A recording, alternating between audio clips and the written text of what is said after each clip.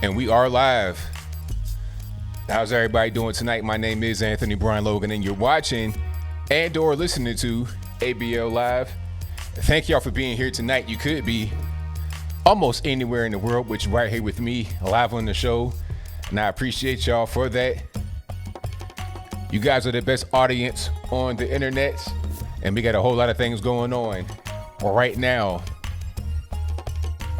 I don't even know where to begin. GOYA, shout out to the CEO of GOYA, Bob Unanaway. Shout out to him for not backing down to the mob. All this man said was Trump is a builder, great leader, and for that, you got people on the internet ready to cancel him. People like AOC posting recipes to replace GOYA adobo. It's like, man, come on. What are we really doing? Over a couple of kind words, you want to cancel GOYA? Like I said in my video, GOYA has their own section in the grocery store. Like when you go there, it's a whole big section just for GOYA and nothing else. So what's the big deal? I'm not necessarily a GOYA connoisseur myself, but I do enjoy some black beans. I do enjoy Mexican food. So if they're gonna like mess up the supply of black beans, then we got a problem. I don't want that to happen. We'll talk about the black beans of GOYA and a few more topics on tonight's episode of ABL Live. And I thank y'all for being here. Most certainly appreciate you guys. Thank you for joining. If you enjoy the content in general on the channel, if you enjoy what you're hearing right now, give me a thumbs up on the video, like the video, share the video, do all that good stuff.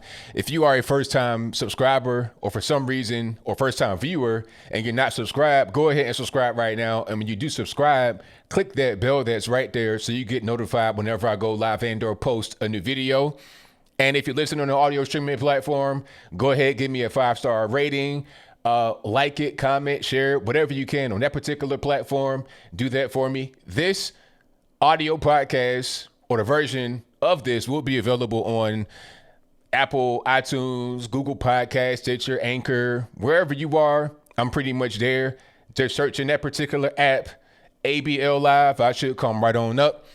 And again, thank y'all for joining yet again. Hey, somebody had a super chat I wanted to address right quick because I got a little story behind that. Hold on. I think that might have been Abu Bakr Al Puff Daddy. That's an excellent name, by the way. They said, hold on. Hey, ABL, love your voice imitations, especially of white liberals. Who is your favorite comedian? I love Jay Farrow. Now, Jay Farrow, I went to school with Jay Farrow, actually, in Virginia. I did not really know him like that. I was a grade above him. So if you ever seen Jay Farrow on SNL doing the principal impersonation of Mr. Fry, that was my principal. So yeah, we had mutual friends and everything. So shout out to Jay Farrow. You know, yeah, we went to school together back in like the late 90s, early 2000s. Yeah, he was doing an excellent job with the impersonations for sure. Absolutely. So shout out to him. But my favorite comedian, I like Jay Farrow, of course, coming from the same school, same high school I went to, same city. And I like Dave Chappelle still, even though I didn't like his most recent special. I still like Dave Chappelle. He's one of the best. Who else? Oh, no, it's a lot of guys. It's kind of hard for me to think right now. But I enjoy kind of like humor that you don't really expect. It kind of just sneaks up on you and grabs you. I enjoy that kind of humor. But anyway, I'll get to more of that a little bit later. All right. So what do we got going on? And again, thank y'all for being here. GOYA CEO, speaking about him right quick, as I was saying, they have a whole section to themselves in the grocery store.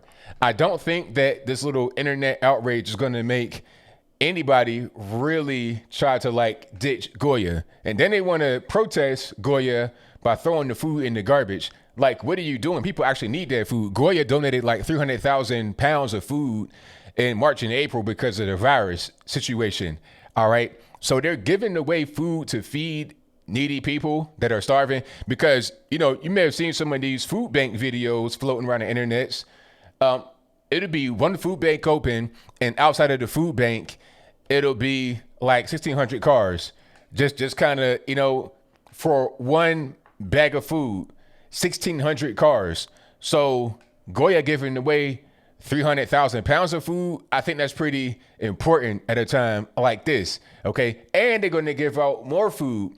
They pledged to give out like 1 million cans of food, if I'm not mistaken. If I'm wrong, let me know in the comments below. They said that during the remarks at the White House, but they don't want to talk about that too much. They just want to talk about, oh, well, Bobby Nonaway was saying something positive about Trump, and we got to cancel GOYA as a result of that.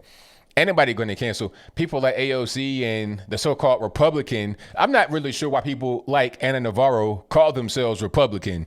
Okay, I just really don't get it at all. Like, if you are a liberal, basically, then you are not really a Republican. Same thing, Mitt Romney, these guys coming out talking against Trump, just silly stuff. Saying that you shouldn't have pardoned Roger Stone. I'm gonna get to that right quick. But shout out to Bob Unanaway for not Unanaway. I know I'm butchering his name and I'm sorry, but shout out to him for not backing down to the mob. He has no reason to. What you going to do? Really cancel? You're going to cancel black beans and rice and adobo and all the spices. You're going to cancel cilantro. You're going to cancel food. This will probably be the first time I ever seen a food manufacturer get canceled. The closest thing to it was Aunt Jemima with the branding. But you're going to cancel black beans? Is no way it's going to happen. Okay. The funny part about people trying to make their own adobo is that they're probably going to use GOYA products or knock off GOYA products to try and achieve what GOYA already has for you.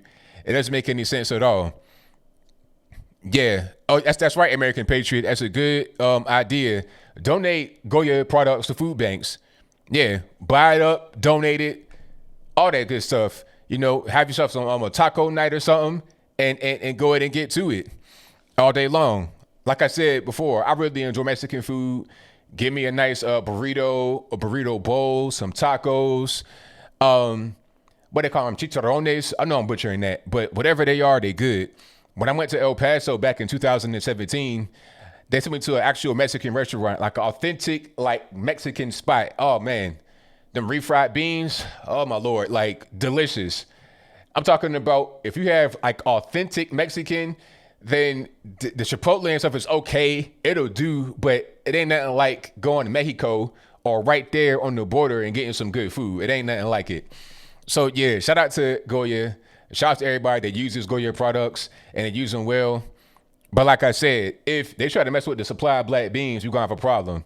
I used to eat black beans every day. That was like when I was broke and had no money. My diet was black beans, rice, and then I try to switch it up. Rather than black beans, it'd be pinto beans.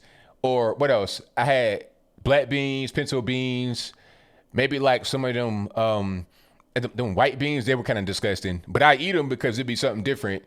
Lima beans, but mostly black beans. Rice, steam up some kale or something like that.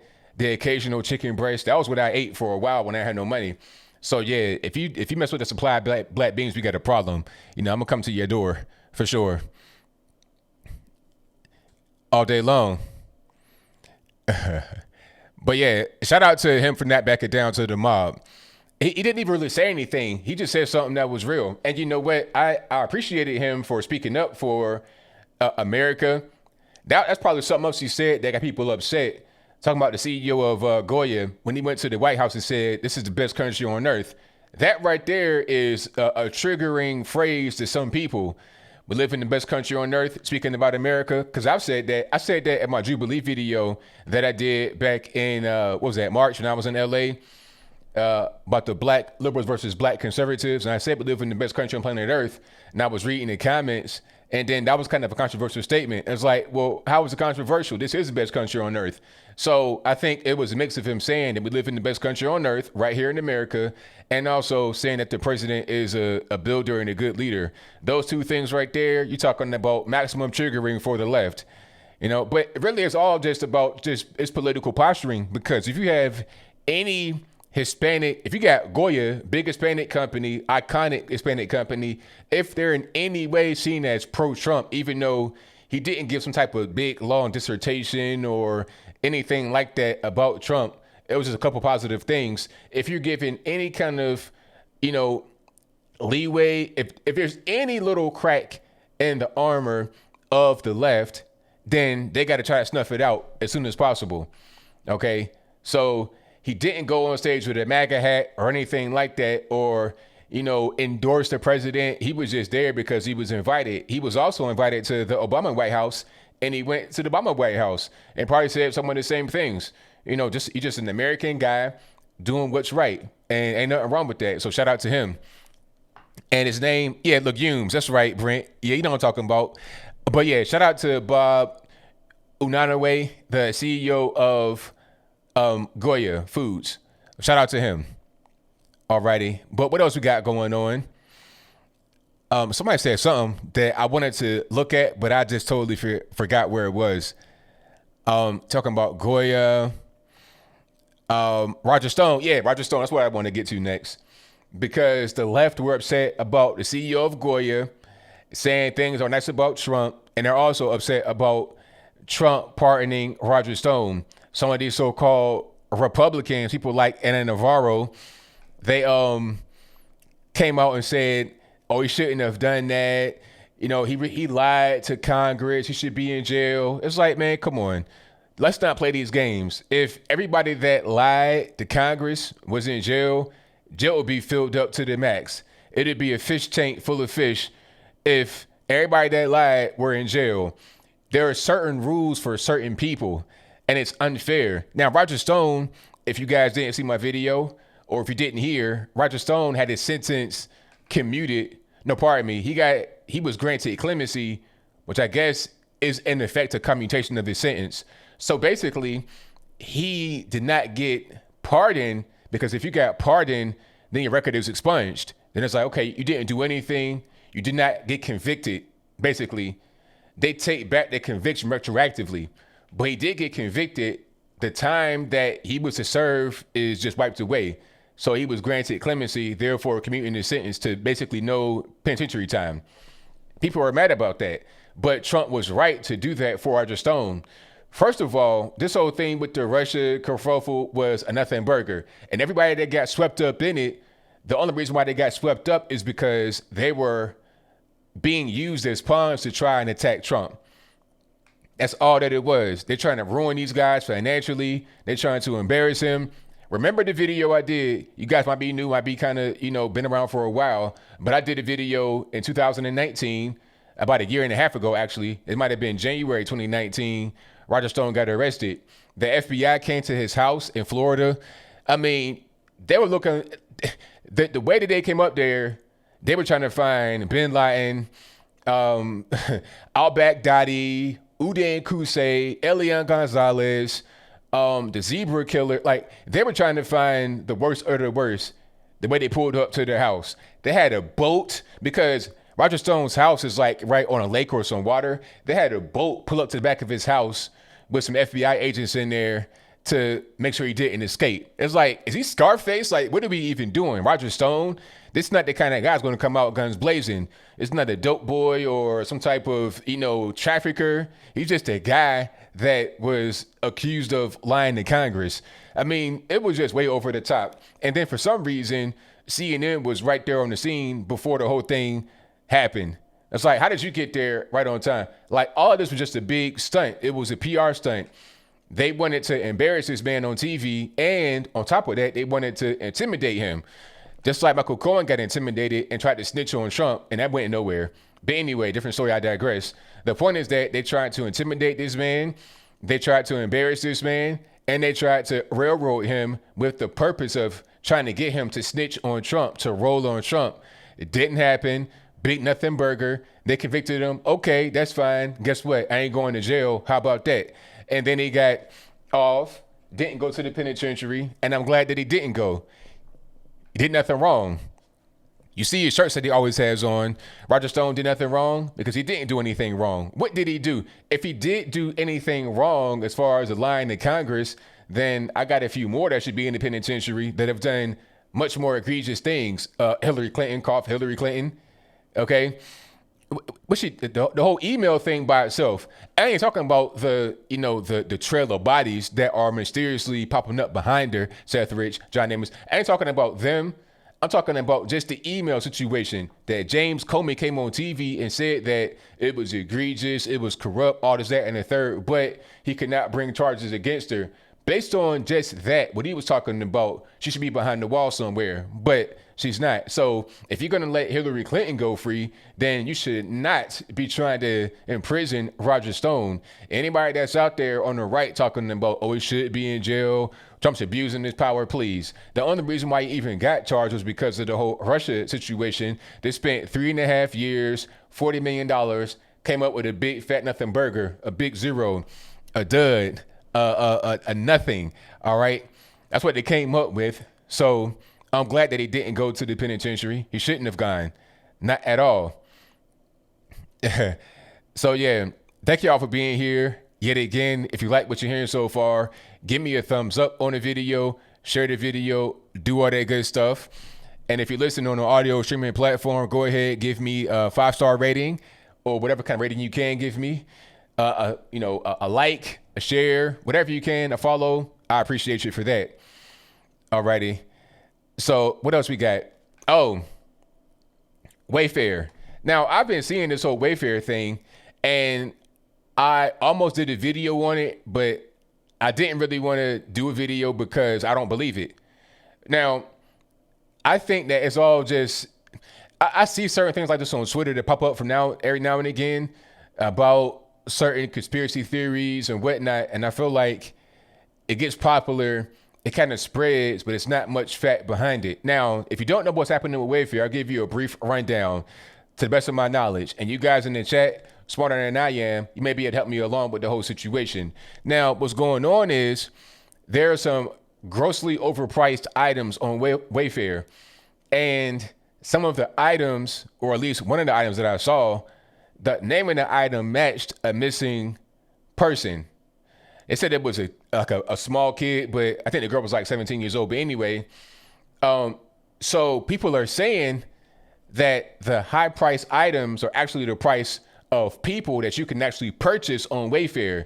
So it's like human trafficking right on the website, right up under our noses. I think that's just not really true.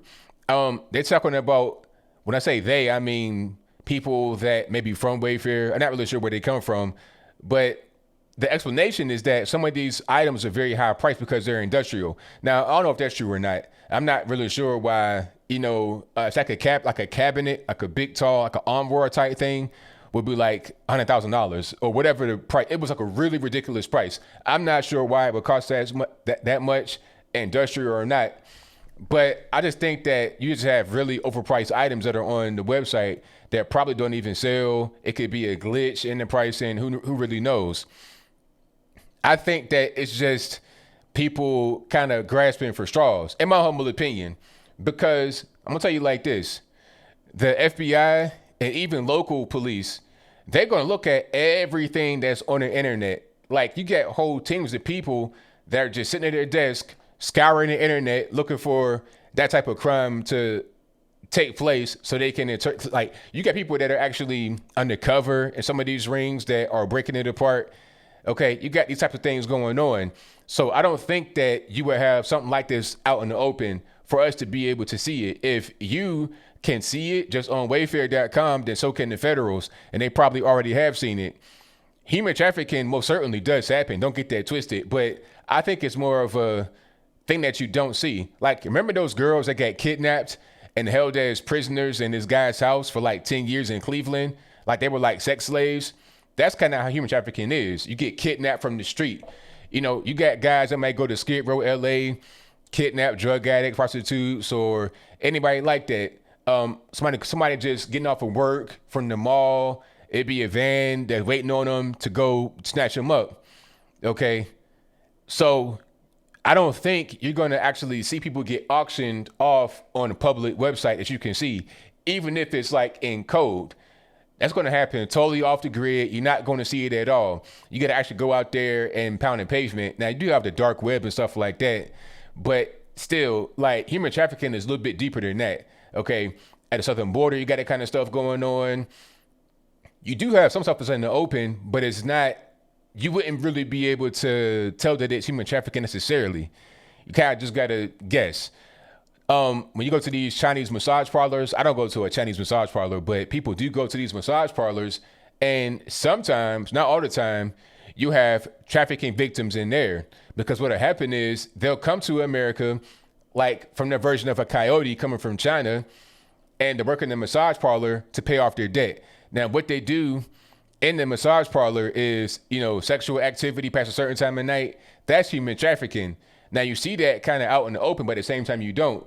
And they routinely get busted by the local police. That's not even a thing that people are even not knowledgeable of. Everybody knows what's going on, and they routinely get busted. So I don't think that the whole Wayfair thing is human trafficking. If anything, you'll have errors with the pricing. The prices have changed on the website, but I think that's because it was an error that got recognized and they changed it.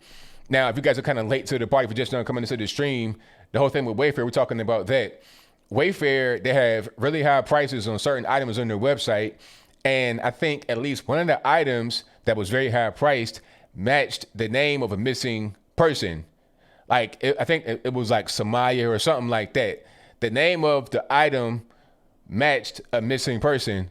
So people said that that item that was really high priced was because you're actually purchasing the person and not the item. You see what I'm saying? But I think that's kind of just far-fetched. And like I was saying, if you know that as a regular person, the FBI and everywhere else, you got task forces that are just dedicated to human trafficking. If we know, then they've been known for a long time, because they're going to search in an obvious place first and a not so obvious place second. That's kind of how it goes. If I'm wrong, you guys let me know in the comments below. All right. Yeah, but it's always missing people. But I don't think that Wayfair is really anything. And Wayfair already came out and said that it's not true. This is just rumors. I think this whole Wayfair thing kind of go away after a while. It's just really hot right now on the internet, but I don't really believe it. Now, is it possible that I could be wrong? Maybe, but I doubt it. I mean, I seriously doubt that I'm wrong. If I am wrong, I'll come back here and say that I'm wrong, but I doubt it. My gut instinct is usually right.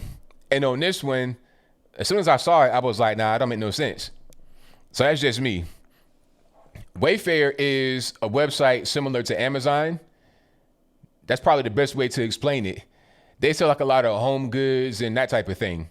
You understand what I'm saying? Like countertops, tile, backsplash, shower supplies, that type of thing. Kind of like a mashup between Amazon and Home Depot. Maybe I'm getting that wrong, but that's pretty much how I see it. That's pretty much what I know Wayfair for. You can get pillows and bedding and shower towel, all that kind of stuff on the same website. Things you probably could not get on Amazon or Home Depot, but you probably want to get from Amazon and Home Depot together. Alrighty. So that's pretty much what that is. Now, somebody says George Soros owns millions of dollars of Wayfair stock, also a Clinton link. But all right, what other kind of stocks does George Soros own? That'd be my question. I'm sure he has an entire portfolio of stocks, and not just in Wayfair. Other kind of just random benign stuff. You see what I'm saying? Index funds and stuff like that. So it's kind of hard to make that connection. You see? And like I was saying, you're not going to see public stuff like that if it's human trafficking. That kind of thing happens kind of on a down low. They don't want any kind of trace of it out there. And then the thing about it is, if anybody was buying stuff from there, and it's like, okay, where's it going to get shipped to? Like, are you going to just get something shipped to your house? Like, has anybody tried to buy that? You understand? Like, if it gets shipped to your house, is it going to be a person inside? How is that going to get through FedEx and all that kind of stuff? Did we get to that part of it? Or when you buy it, do you go to a secret checkout where they actually give you the person? Did they give you a call and say, hey, you can come meet us up and do X, Y, and Z? Surely there should have been somebody that tried it already. FBI agent, just go call it. Just buy the stuff. They got plenty of money. Buy the, I don't know, paper towel for like $10,000 and go through the whole process to see what happens. I'm sure that would have been done already, but it's not been done. So, I don't believe it. But we'll see, though. We'll see once it starts to come out. Now, I do remember the whole thing with the Wayfair thing because now Wayfair employees, Dean Tate says Wayfair employees walked out after order for beds from ICE Border Patrol. Yeah. They were a vendor or supplying ICE with beds, and people were kind of upset about that or walking out because of that. So, I mean, if the employees are so soft where they're going to walk out over some beds given the ICE, what about this? Why wouldn't it be? You see what I'm saying? So it was just kind of weird. Let me see. Alwyn Patriot says Supreme Court just ruled against Soros because he was promoting sex trafficking. I mean, what does that got to do with Wayfair? You know, human trafficking is a real thing. What does it got to do with Wayfair, though? That's what I'm trying to figure out. Okay, you see what I'm saying? Like, I'm totally against human trafficking, obviously, but how does Wayfair link into it? Do we have any hardcore evidence that Wayfair is involved with it? I'm not just going to put them out there and say Wayfair is involved in human trafficking with no evidence, just a hunch or some videos on Twitter. That's not how I operate. I don't care if they're a left, right, center. I don't care what kind of company they are. I won't put that jacket on them if they're not fit to wear it. You understand? I got to be responsible with my platform and not just say so that's kind of like I feel like it might be, and I don't feel like it's true anyway. And if I did feel like it's true, I'd want to have evidence before I say anything, before I just came out and said, yeah, it's true. I need to have evidence to back up what I'm saying before I say it, if that makes any sense. All right, but I move on from that. Yeah, so anybody that's out there that want to be human trafficking or any, endangering children should go up under the penitentiary, never to return. Matter of fact, I say give you the rope, firing squad, electric chair, all that good stuff. But I don't want to just accuse a company of doing anything they didn't do or accuse them without necessary evidence to be able to back up my accusation. That's all. Alrighty. So what else we got going on? Oh, somebody asked me about, I saw it too. I want to go back to it because I want to get to that particular question because I was going to get to that one next. But thank y'all for being here. Definitely appreciate you guys. If you like what you're hearing so far, give me a thumbs up. I'd appreciate it. And let's see. I'm going to go back to that, what I was looking at. Hold on. And let me see. I'm going to find it. I can't find it. I'm going to keep on going because I saw some. You guys are great with the questions. Keep on asking the questions. I'm going to get to them as soon as I can, if I can. Let me see. GOYA, Wayfair, Roger Stone. Oh, yeah, the Seattle BLM protesters. You guys see that? Now, the guy that was involved with the accident at the Seattle BLM protest got brought up on charges. He's in jail right now on $1.2 million. Really ridiculous. That was obviously an accident. Oh, that's what I wanted to get to. Yeah. Now, shout out to my brother Brandon Tatum. A super chat here from David Johnson says, B. Tatum just posted a video about that couple in St. Louis getting their house raided. Yeah. Now, what happened with that is that they got their one rifle taken by the police and they didn't get anything else taken. I think they probably wanted the handgun too, but they were saying the handgun was being held by the lawyer and it's by their first lawyer. They don't have him anymore. They got a new lawyer. So I guess the guy they were on TV with is not with them anymore. They have a different lawyer now. And they're also lawyers. So I think that if they can sue the city for taking their gun, they will, because that's what they do for a living. They're lawyers and they have a lawyer, probably a very good lawyer. So that might be an issue. Now, what I've been reading about this is that the reason why the gun was taken is because it's evidence in the criminal case. If that's true or false, I don't really know, because they could have other weapons that were not taken. If they have multiple weapons and all they wanted was just a gun that was in the video or the guns that were in the video, then that can be used for evidence. But I've never heard of that before. But I mean, I could be wrong. You guys, again, smarter than I am. You guys know what's going on. You would know if that's used for, if that's like a normal thing to take a weapon that is evidence and use it for evidence. So you can't have it while it's being investigated. I'm not sure how that really works.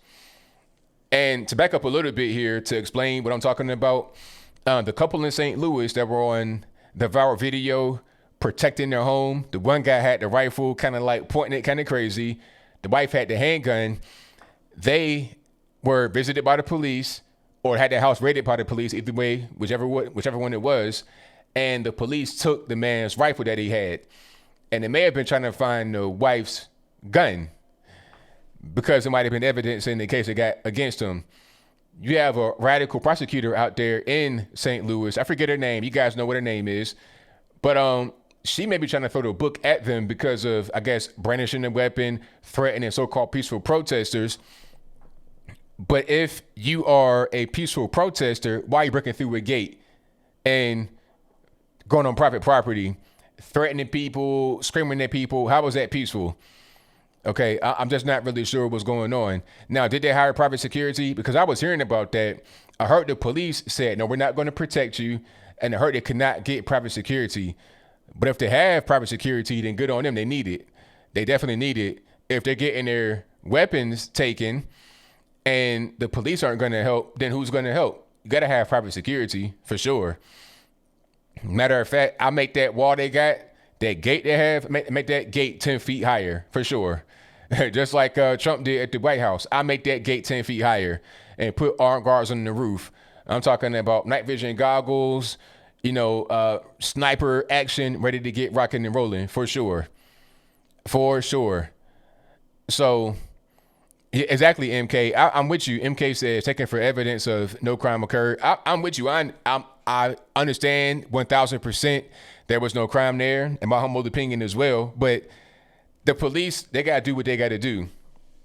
I'm sure they're being directed to do so by higher powers. So hopefully they are safe. Hopefully they're safe and everything's going to be good. Hopefully they have some good private security.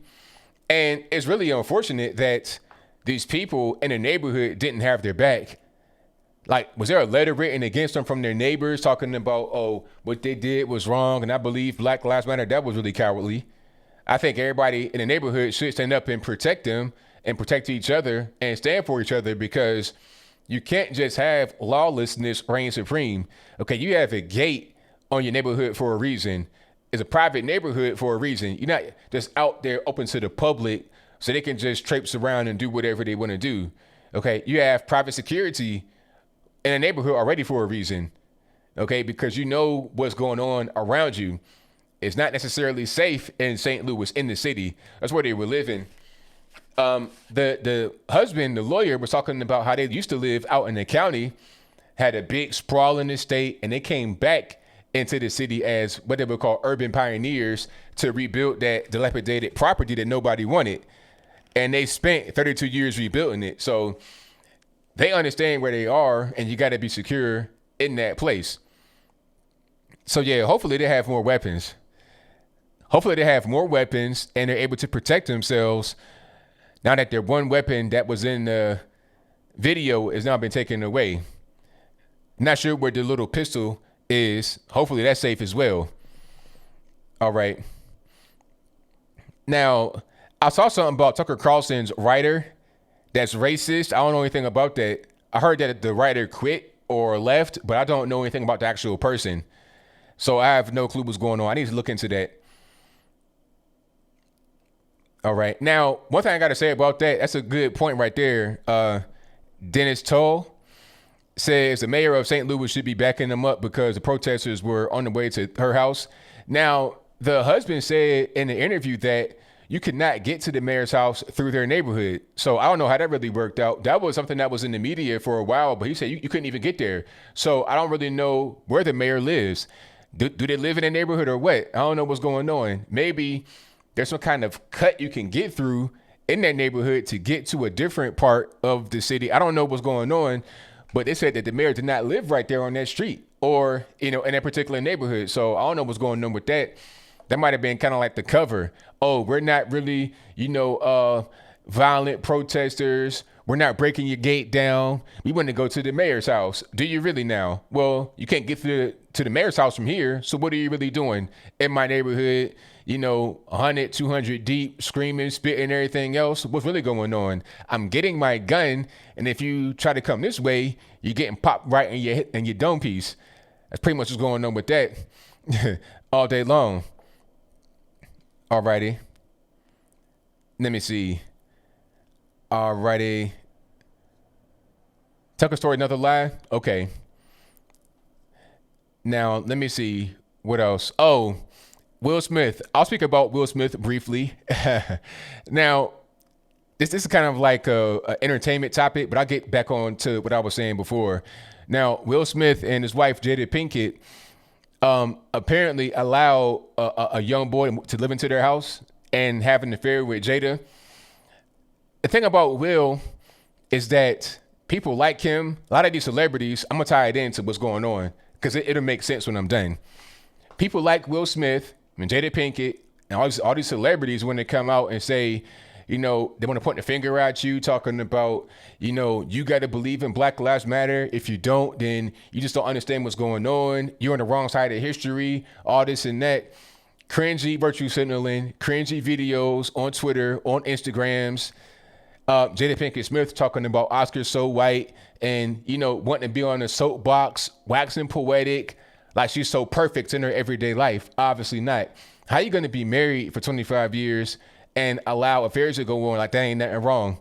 Okay. That's something going on with your relationship that ain't really all the way right. Okay. Like there's something going on. And then the guy that she had an affair with, she said that he was sick when she was, first brought to him.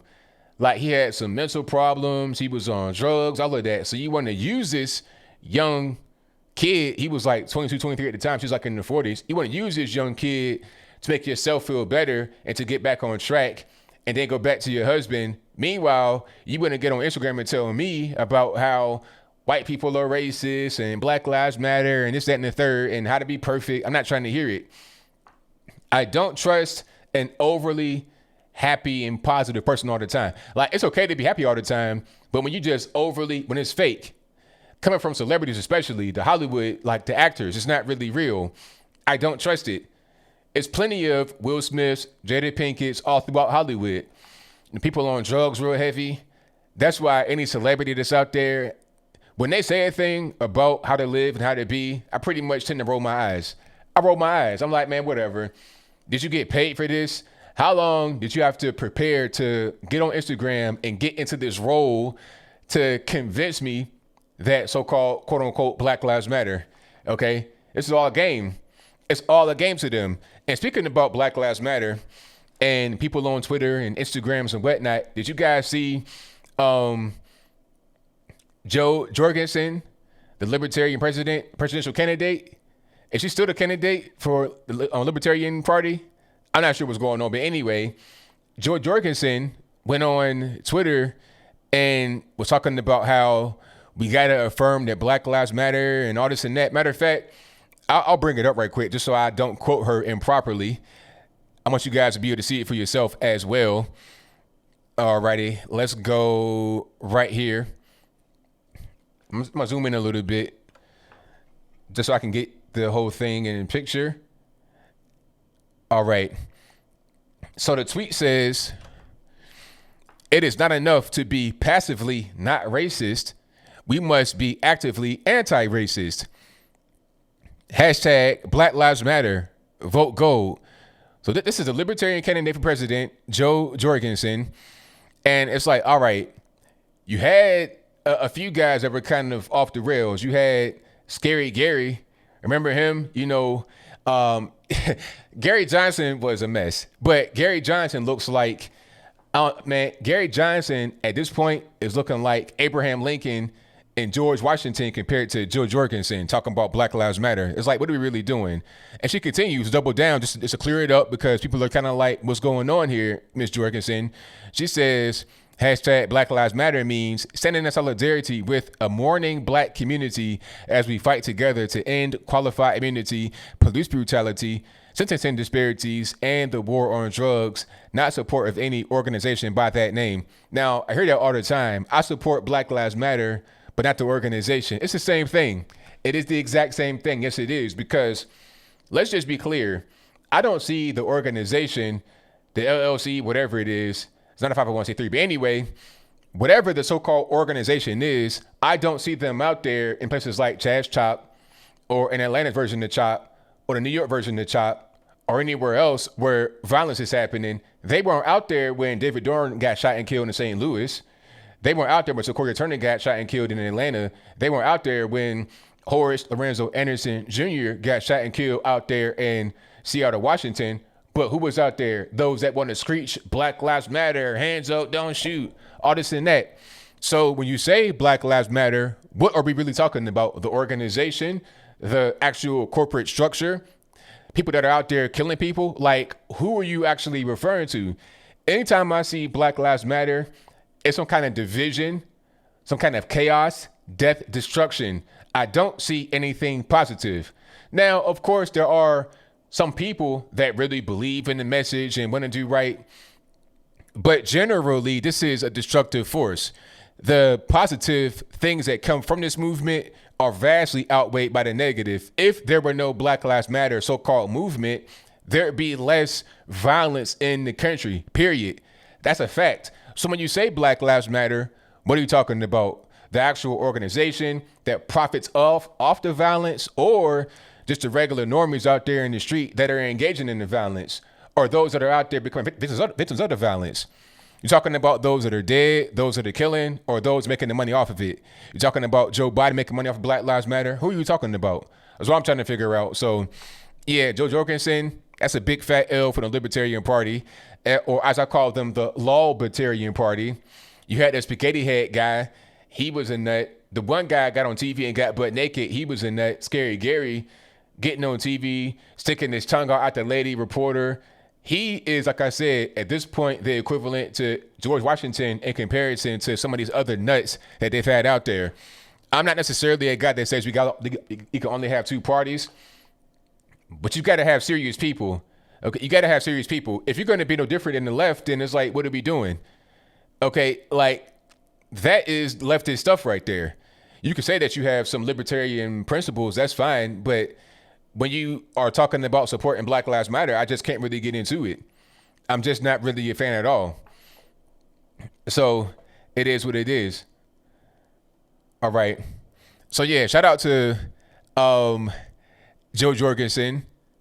Now slow mo is on. I turn it on myself. So you can't turn it off. Slow mode is there, so you're able to actually read the chat. If there was no slow mode, pardon me, I'm bumping the mic. If there was no slow mode, you could not actually read the chat at all because it'd be going way too fast for you to see. And I couldn't see it either. So I couldn't even read your comments at all. Alrighty. So thank y'all for being here. I definitely appreciate you guys. You guys are the best audience on the entire internet. I may do a video about that whole Joe Jorgensen thing or the Libertarian Party. Shout out to the Libertarians. I know guys that are libertarian, good people, but the Libertarian Party, I mean, what's going on with these guys? The spaghetti head dude, the butt naked dude. What was that guy's name anyway? That got on TV and took his pants off on stage and walked away. What was that guy's name? I don't want to go see what he did, but because, you know, it's already like burned into my brain. I just want to know his name just so I can be right when I talk about it. Yeah. Black Lives Matter is the same as Black Lives Matter. That's just really what it is. Like I said before, in the video about David Dorn, I had a little bit of sympathy or empathy in my heart for some people in the movement. It was a little bit there. But then when they killed that man, David Dorn, when they killed that man over flat screen TV, all the little bit I had in my heart is all gone. I have an icebox where my heart used to be. I don't care about Black Lives Matter, hands up, don't shoot, I don't care about any of these subversive far leftist groups. If you're a good person over there in a subversive group, I advise you to escape because you want to keep your life, don't you? You don't want to be wrapped up in some kind of crazy march or protest and they get to shoot and you get hit in your head and die. I advise you to stay away from these crazy groups. Shout out to Yuri Bezmenov. I'll post that video tomorrow of Yuri Bezmenov talking about subversion and the 4 steps to taking over a nation internally, mentally. I'll post that tomorrow on my Instagram, on my Facebook page and whatnot, so you guys can see it. Because you got to understand what's happening here. This is not a thing that is unheard of. This is Marxism. This is communism. It's playing out in real time. We're actually able to see it. We see it playing out right now in real time. So you don't want that to actually happen. Alrighty. Super chats on deck. I'm going to read those right quick and then we get to the calls.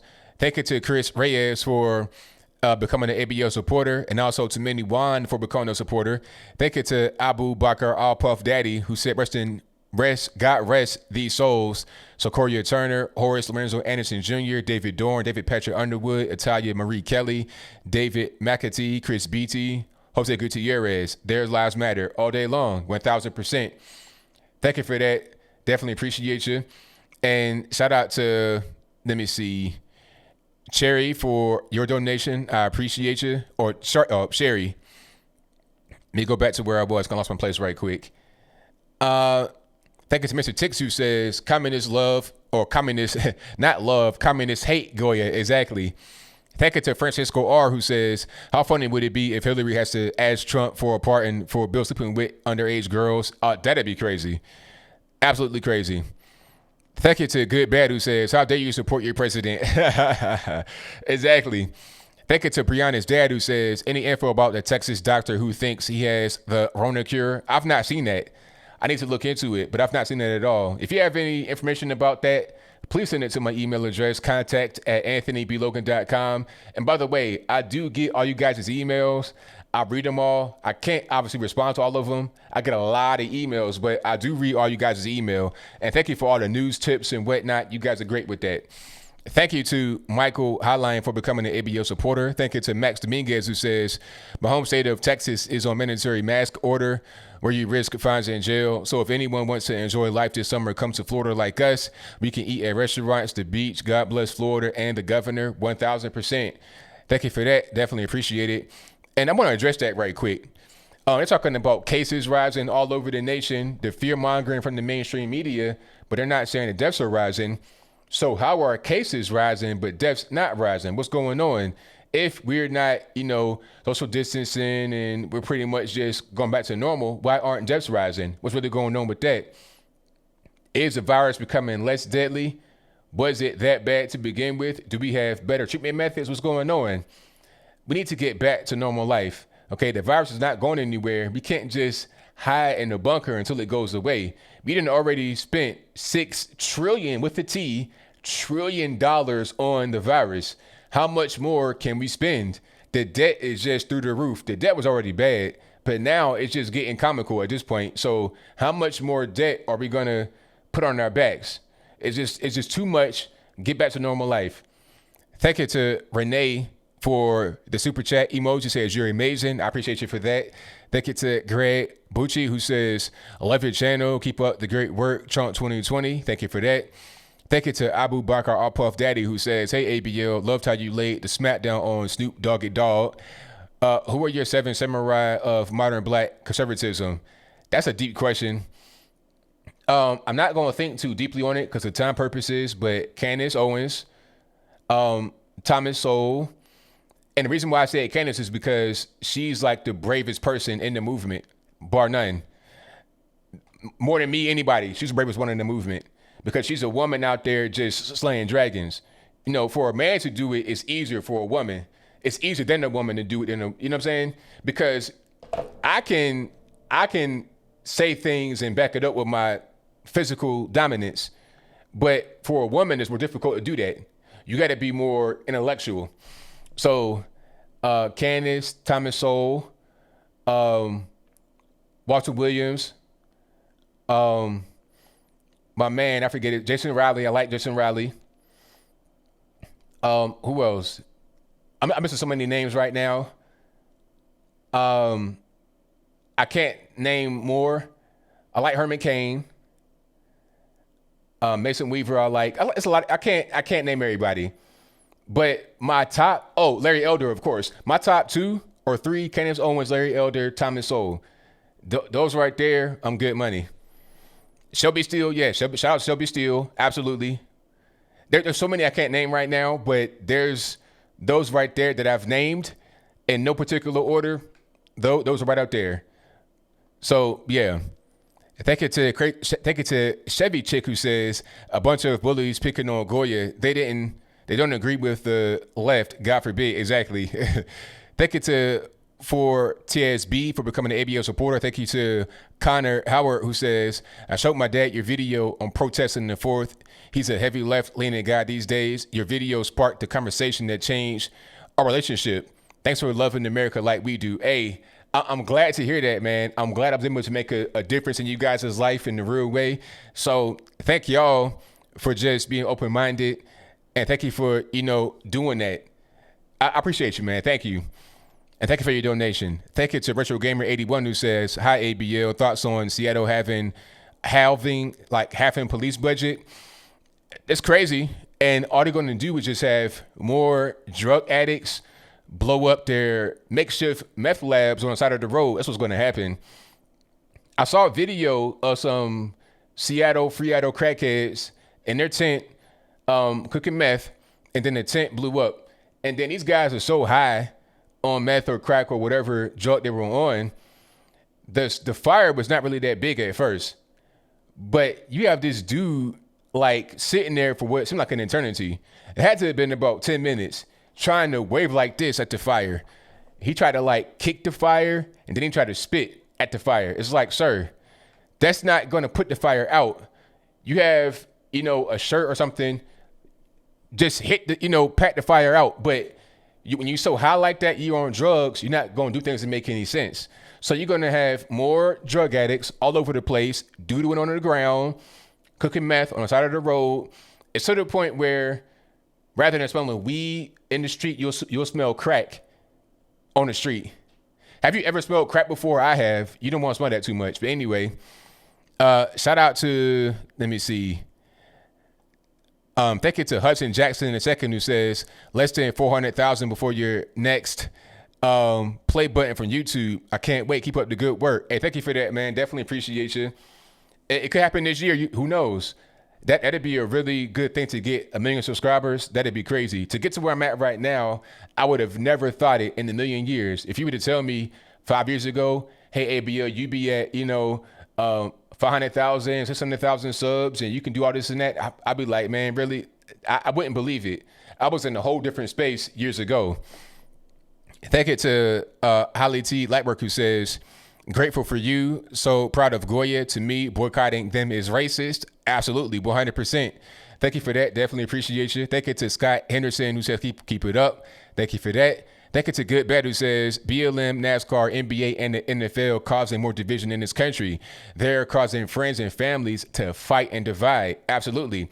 This is why I was upset, or not really upset. I was disappointed with them, the NFL, coming out with this Black National Anthem. That's going to cause division, because what's going to happen when they play the Black National Anthem first and then the National Anthem, you're going to have some guys that kneel during the National Anthem, but not for the Black National Anthem. That's going to be a problem. If it's about, raising awareness for police brutality, if it's about just trying to, not actually protest the flag, and you only kneel during one national anthem after the other, then we know it's about the flag. We know it's about America. We know it's an anti-American message. I mean, we've already known that from the beginning, but if they do that, then they'll just confirm it for us. Thank you to, let me see, Santi Apu, who says, huge fan of your channel, ABL. I'm a trucker from California, and your videos keep me informed on the road. I appreciate your channel and your mission. God bless you, my brother in Christ. Thank you for that. Most certainly appreciate you, man. Thank you to Tree, who says, so much love and blessings, bro. Thank you. Got so much respect for you. Thank you to Good Bad, who says, watching you until UFC 251 starts at 9 p.m. Central Time. Thank you to Abu Bakr All Puff Daddy, who says, hey, ABL, your talk on tacos is making me hungry. What are your favorite foods? That's a deep question. I don't have time to answer, but anything that's good, anything that I like authentic food. Oh, I can say one thing.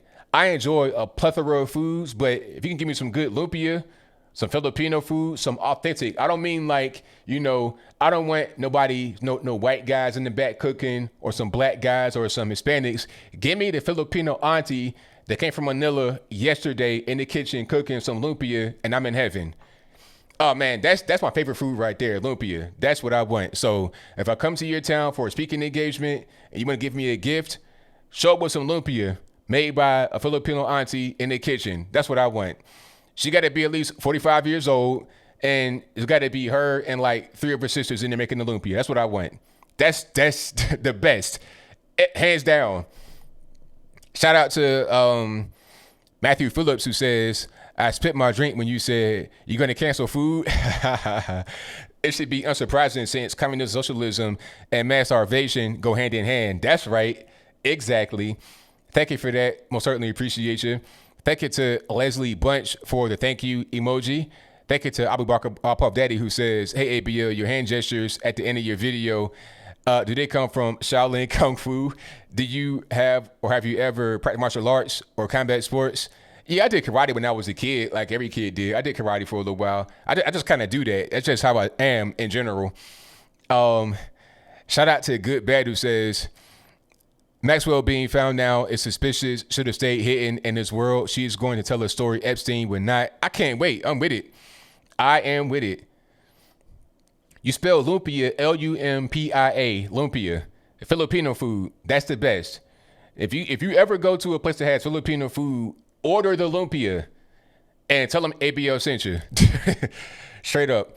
Shout out to Brett Sessoms, who says, not boycotting GOYA foods. Absolutely not. Thank you to Brett Sessoms, who also says, this whole GOYA foods thing is ridiculous. I support GOYA foods and I am proud of it. There you go. Thank you to Mr. Tix, who says, it's amazing how they can hide the strings hanging from Biden's arms and head during his basement rants. Hilarious. Thank you to Good Bad, who says, becoming an ABL supporter. Thank you to Secret DeVos for becoming an ABL superstar. Thank you to Mod Q23, who says, it is true if you know that the Electoral College puts in their votes according to money. Swear I saw a documentary that said before, if that's the case, that'll be the reason for the BLM donations to the Democrats. No, there was a Supreme Court case that said that the electors cannot go against what their state said. That was recent. So basically, when you as a state vote for one particular candidate, the electors must put their votes in for that candidate. So it's not really about money. I mean, the electors could get there as a result of money, but as far as the votes, that's not really how it works.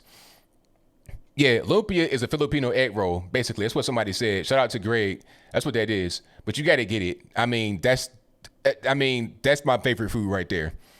Thank you to, and that's the only, I moved from Virginia in a high Filipino area. That's all that I miss about the food is the Filipino food. That's it.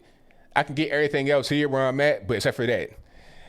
Thank you to Jenna Lynn, who says, you're awesome. Keep up your hard work. Will do. Thank you for that. Thank you to Good Bad, who says, facts will come out if it's true. Chill, people. Talking about Wayfair, I guess. Thank you to David Johnson, who says, I read that one already. Thank you for that.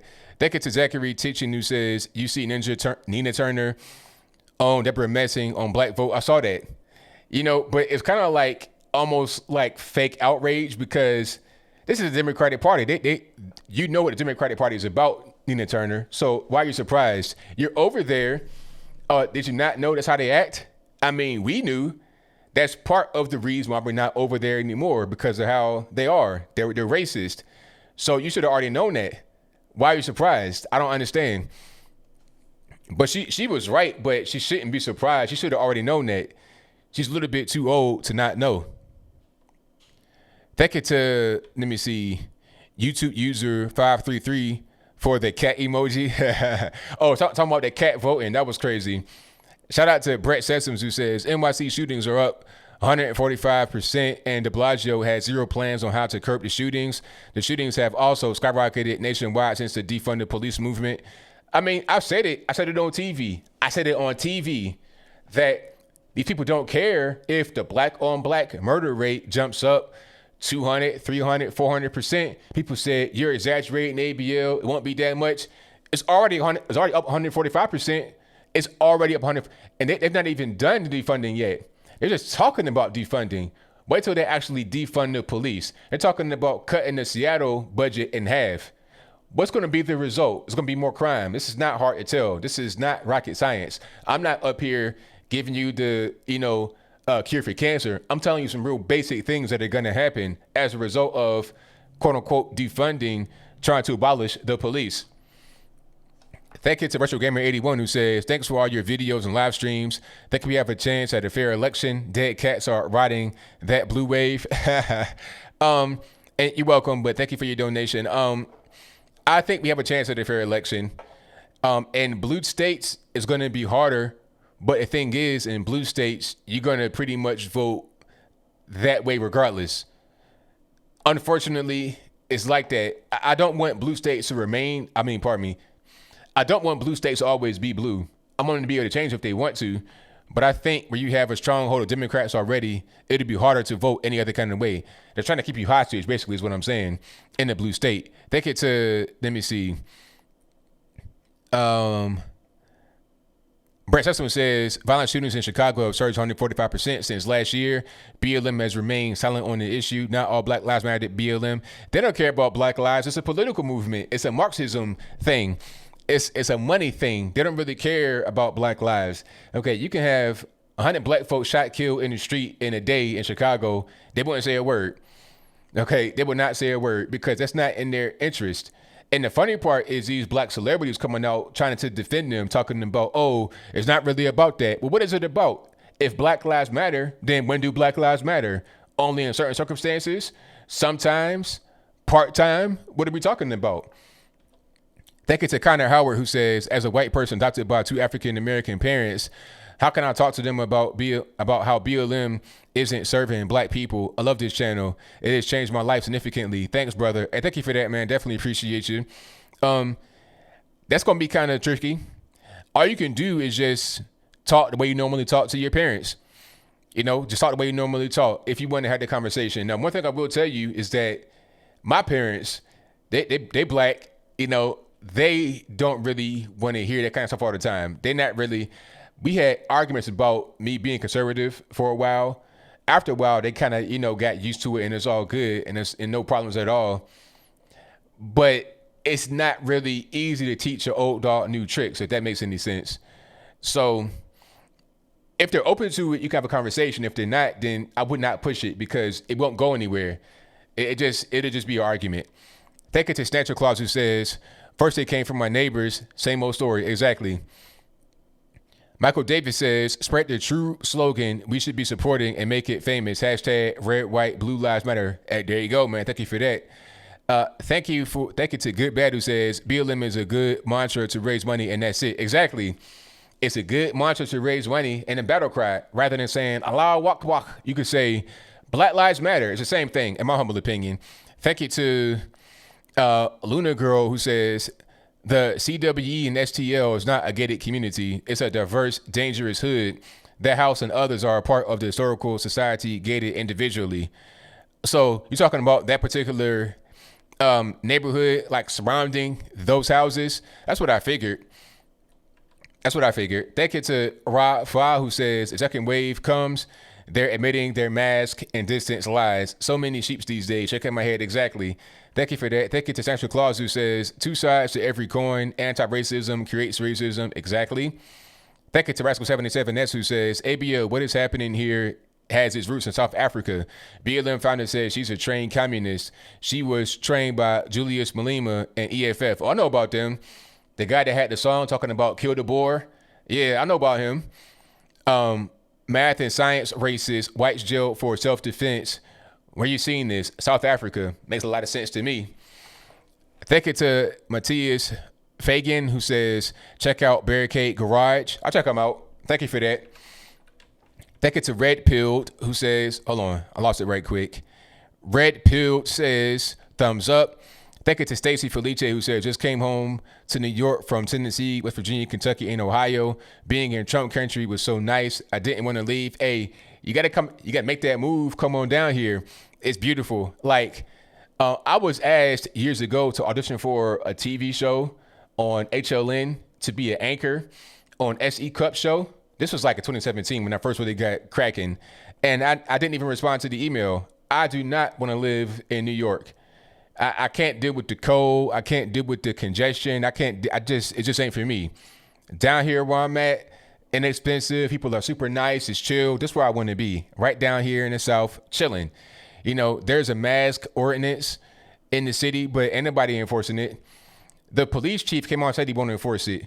So I'm not even really worried about it. Thank you to Carrie Compton, who says, thank you for keeping it real, ABL. No problem. Thank you for your donation. And thank you to Hart, who says, you should see Candace Owens debate with Hawk Newsom from BLM in New York. He's completely out of his mind. Hey, I saw him again on Fox News. He was saying more crazy things. He was even crazier on Fox News. Thank you to Tom Richards, who says, keep the bows on top coming, ABL. Will do, man. Thank you for your donation. Thank you to Charles Turner Jr., who says, ABL, please make sure driving home how dangerous of a Marxist organization Black Lives Matter is. You, Brandon Tatum, and others should keep hammering that message. There you go.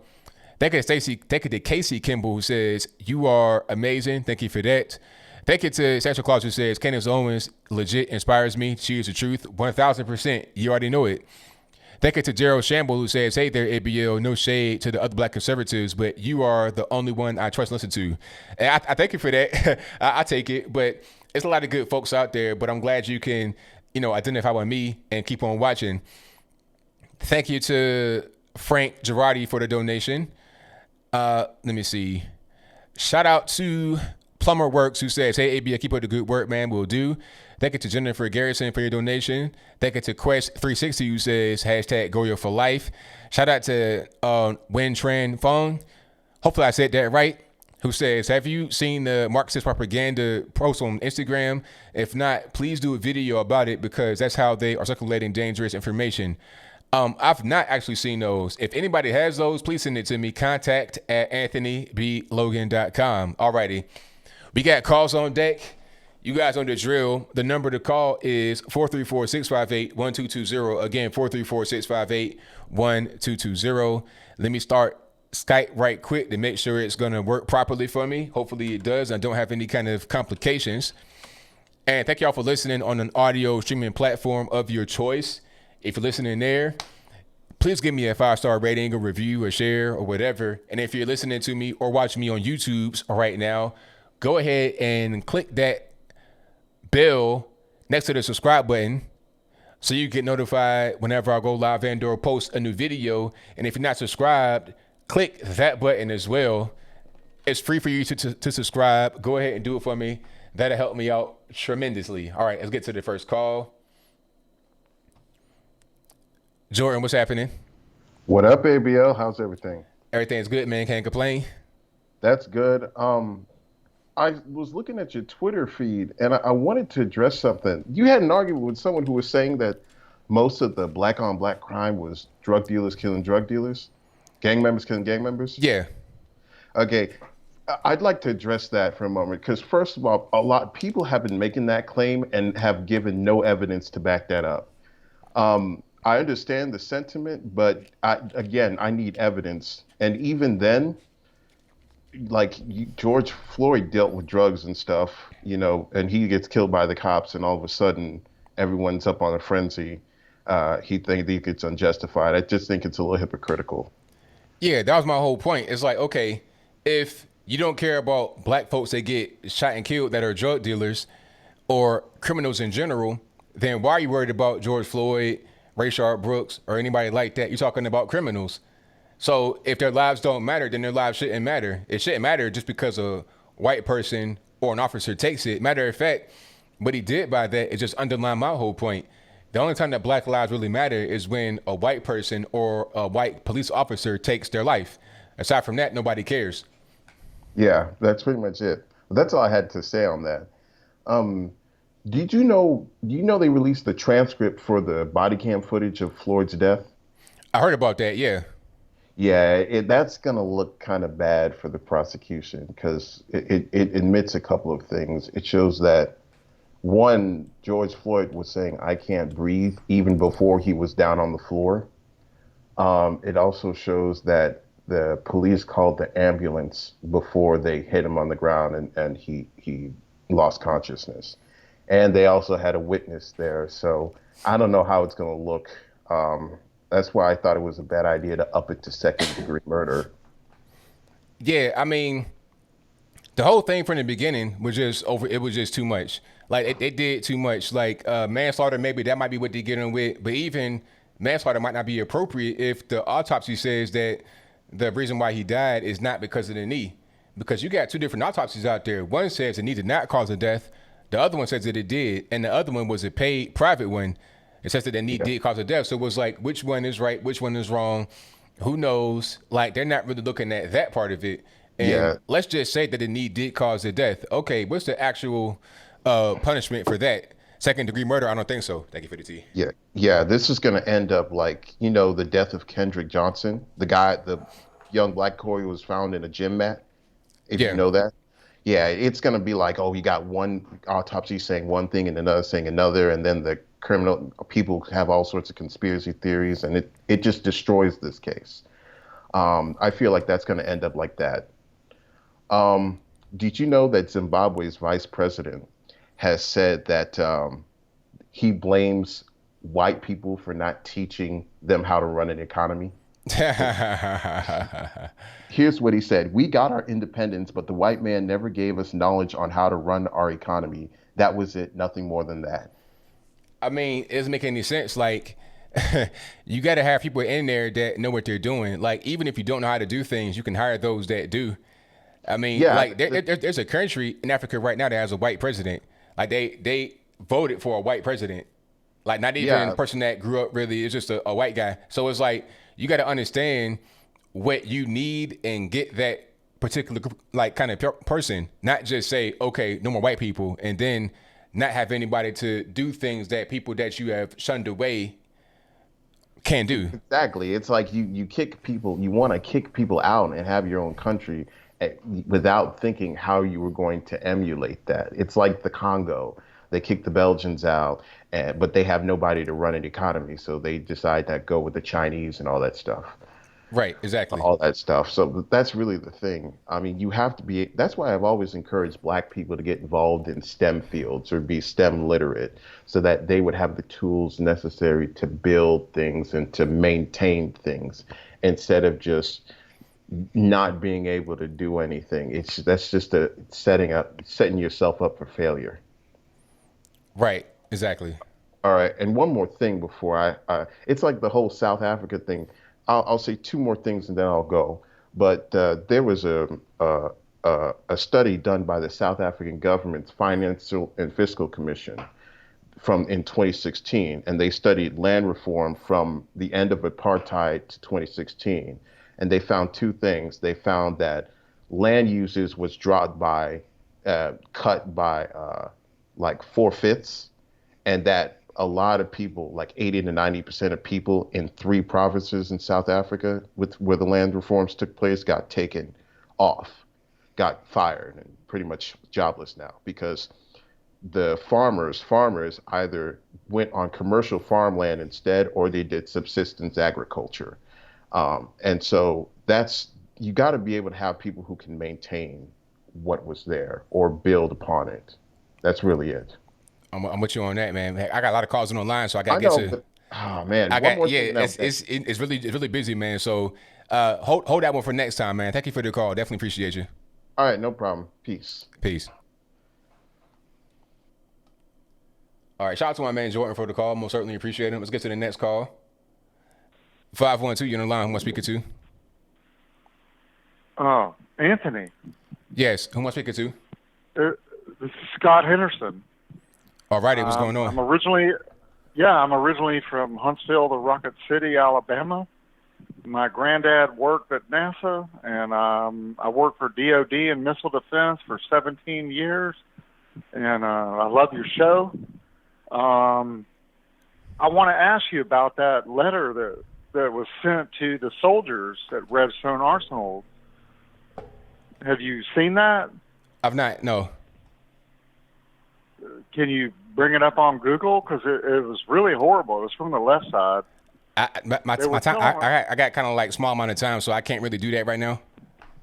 Okay, I know you do. Okay. Other thing I would say, everything you do is great. You're factual. You're correct, and I appreciate your show. And you're doing a great thing. But look into that. They sent the left side sent some kind of letter to the Redstone Arsenal soldiers, Army, and I looked into it. I don't appreciate it. It was very, very incorrect. Well, can you explain it for me right quick? Well, it's about the same thing that's going on around the whole country right now. It was telling the soldiers that, Black Lives Matter and all this stuff. Okay. And they don't need to be doing that to the soldiers. Yeah, I grew up in Huntsville. No. So look into that if you would, brother. Hey, I love your show. You're awesome, and rock on. I'll shut up. I know you got to love other people. All right. Thank you for the call, man. Appreciate you. I support you. All right. Thank you for that. I appreciate you. All right. Shout out to the caller. And you guys know the drill. The number to call is 434-658-1220. Again, 434-658-1220. The number's always in the description box if you didn't hear me say it. And it'll also be right here in the ticker as time progresses. It'll just eventually slide to that particular part of the ticker. Again, 434-658-1220. 805, you're on the line. Who am I speaking to? Oh my gosh, ABL. I didn't know my call would make it through. Okay, so my name's Dave, and I'm from Southern California. So I have to talk to you through the closet because I live in a house of Democrats. But there was one thing that I wanted to bring up and discuss. I think it would... Oh, go on? No, I was saying, okay, go ahead. I think one thing that would do really well for Trump's campaign is during one of the debates with Biden, if he actually manages to agree to it, is that I think Trump should really bring up the whole scandal with BLM and what they did. I think you've discussed it already, how Black Lives Matter, they were funding through their funds through ActBlue. Yeah, I saw that. Yeah. Yeah. I think that'd be a really good point to bring up. But other from that, that's really, how do I put it? I didn't expect the call to go through. I'll have to call you another time. But either way, I love your show. I love what you do. Keep it up. And have a good day. Thank you for the call, man. Definitely appreciate you. All right. Thank you. All right. Shout out to the caller. Somebody said that I'm rushing the callers. I'm not rushing the callers, but I want everybody to get on, and I got to keep the calls to a nice amount of time so it doesn't get to be too long. That's just really all it is. I got to manage the show properly. But see, people always say if they want to talk more, then they don't have enough time. They might want to talk 15 minutes. I can't. I got to be able to try to get more people on. More people can't get on than actually do get on every single show. So I'm just trying to be fair to everybody, to have everybody get their point across at the same time, get more callers on, if that makes any sense. So let's get to the next call. 443 in the line. Who am I speaking to? Hey, ABL. This is Luke calling from Social SoCal. How you doing? Everything's good, man. Can't complain. About yourself? Doing all right. I had a quick couple of things I want to ask you about. Have you been following along with what Governor Newsom's been doing here in California as far as asking about what churches are allowed to do as far as worship? Yeah, I did see that. Yeah. So what's the story behind that? So he put out an order along with California Health, and basically they're declaring that corporate worship or group prayer in churches is basically a no-no now. So we're not allowed to sing out loud or do group prayer because the virus can be spread by the exhalation, stuff like that. Now, I feel like he's similar to Bill de Blasio, where he says you can't have large public gatherings outdoors even, but Black Lives Matter protests is not really a big deal. I don't really see a big crackdown on BLM stuff in California. I mean, so if we're going to crack down on churches, why not the destructive riots and chaos that's happening all over the state? I'm just trying to figure out what's going on. I'm with you there because there was definitely some riots here in San Diego. A couple places were burnt down, banks were destroyed, buildings were destroyed, and it's really kind of a mess. Yeah, I mean, I agree with you. I feel like there's a different type of there's a different narrative that they want to push that they're using right now to do it. It seems very anti-religion, very anti-capitalism, and pro-destruction. That's what it seems like to me. Yeah, it definitely is. And the Republican Party out here doesn't really help. They're really kind of soft, and they've started to develop, especially here in San Diego, this diversity committee where all these Republican and all these other governments are kind of voting these people into this group to be as part of this like diversity commission. I don't know what exactly it's called for sure, but it's something to look into. But all these, even the Republicans that are supposed to vote these people into this committee are choosing people who are activists, who are Black Lives Matter activists or like severe left Democratic activists into this group. Right. Yeah, that's what it seems like to me. Yeah, I see that going on a lot, all over the place. Definitely California. I'm seeing it kind of from the outside looking in. I'm seeing it. And I have one last quick question. I know you got a lot of people on the line. I don't know how you follow about like the mask rules or anything like that, but I did have a conversation with my sister recently, and she had likened wearing masks to like the laws with that, to like wearing a seatbelt, because I know a lot of people are like, oh, it's a violation of my rights to wear a mask. But she said, hey, they legislate, how we can wear a seatbelt and that kind of safety. What's your view on that? Is that kind of like a red herring or? Kind of. I could kind of see where she's coming from, but I don't think so because, I mean, all right, you're in a vehicle. If you crash that car or crash into somebody else, it could be very deadly. You can get shot through the windshield. I mean, a seatbelt, that can literally prevent you from actually damaging yourself in your car. But a mask can actually do more to harm you than help you, depending upon the situation. Like, I can't really wear a mask. I can't breathe. A lot of people cannot breathe in the car. Matter of fact, I saw one lady had a mask on in her car. She was driving, and she wound up passing out because she couldn't breathe and crashed her car into a pole. Luckily, she didn't get seriously injured or die, but she could have. So I think there are other health risks involved with wearing a mask. And then just the mandate of it, I'm just not really a fan of, So, I don't see it as the same. And there's no real science behind the mask that we're wearing. We're wearing bandanas and painter's masks. These are not really the real masks. And some of these packages, they'll say that it will not help with the virus. It'll say it right there on the box. So, right. If I'm required to wear a seatbelt, at least give me an effective seatbelt. Don't just say, all right, you got to wear a seatbelt. Here's a spaghetti strap. Put that on. It's like, that's not going to help me at all. It's just embarrassing. So, yeah, I'm not really. It's like being tied to a chair with binders twine. Right. So, yeah. All right. That's all I got for you. I appreciate it. Thanks for taking the call. Thank you for the call, man. Definitely appreciate you. All right. See ya. Bye-bye. All righty. Shout out to the caller. Let's get to the next call. 443, you on the line. Who am I speaking to? Hey, ABL. What's going on, man? Everything's good. What's happening? Oh, just world's on fire, trying not to get burned. Yeah, I hear you on that one. Yeah. So I had a kind of weird thing. I've been watching the news, and I've been noticing all these claims about, America's racist, white people are racist, whatever. But it seems like they're manufacturing all of these things that happen with, your Jussie Smollett, your Bubba Smollett, and whatever. Do you think that they're actually trying to, stir stuff up to make, or are they just like, are they really that dumb? That's a good question. I think that it's kind of a combination.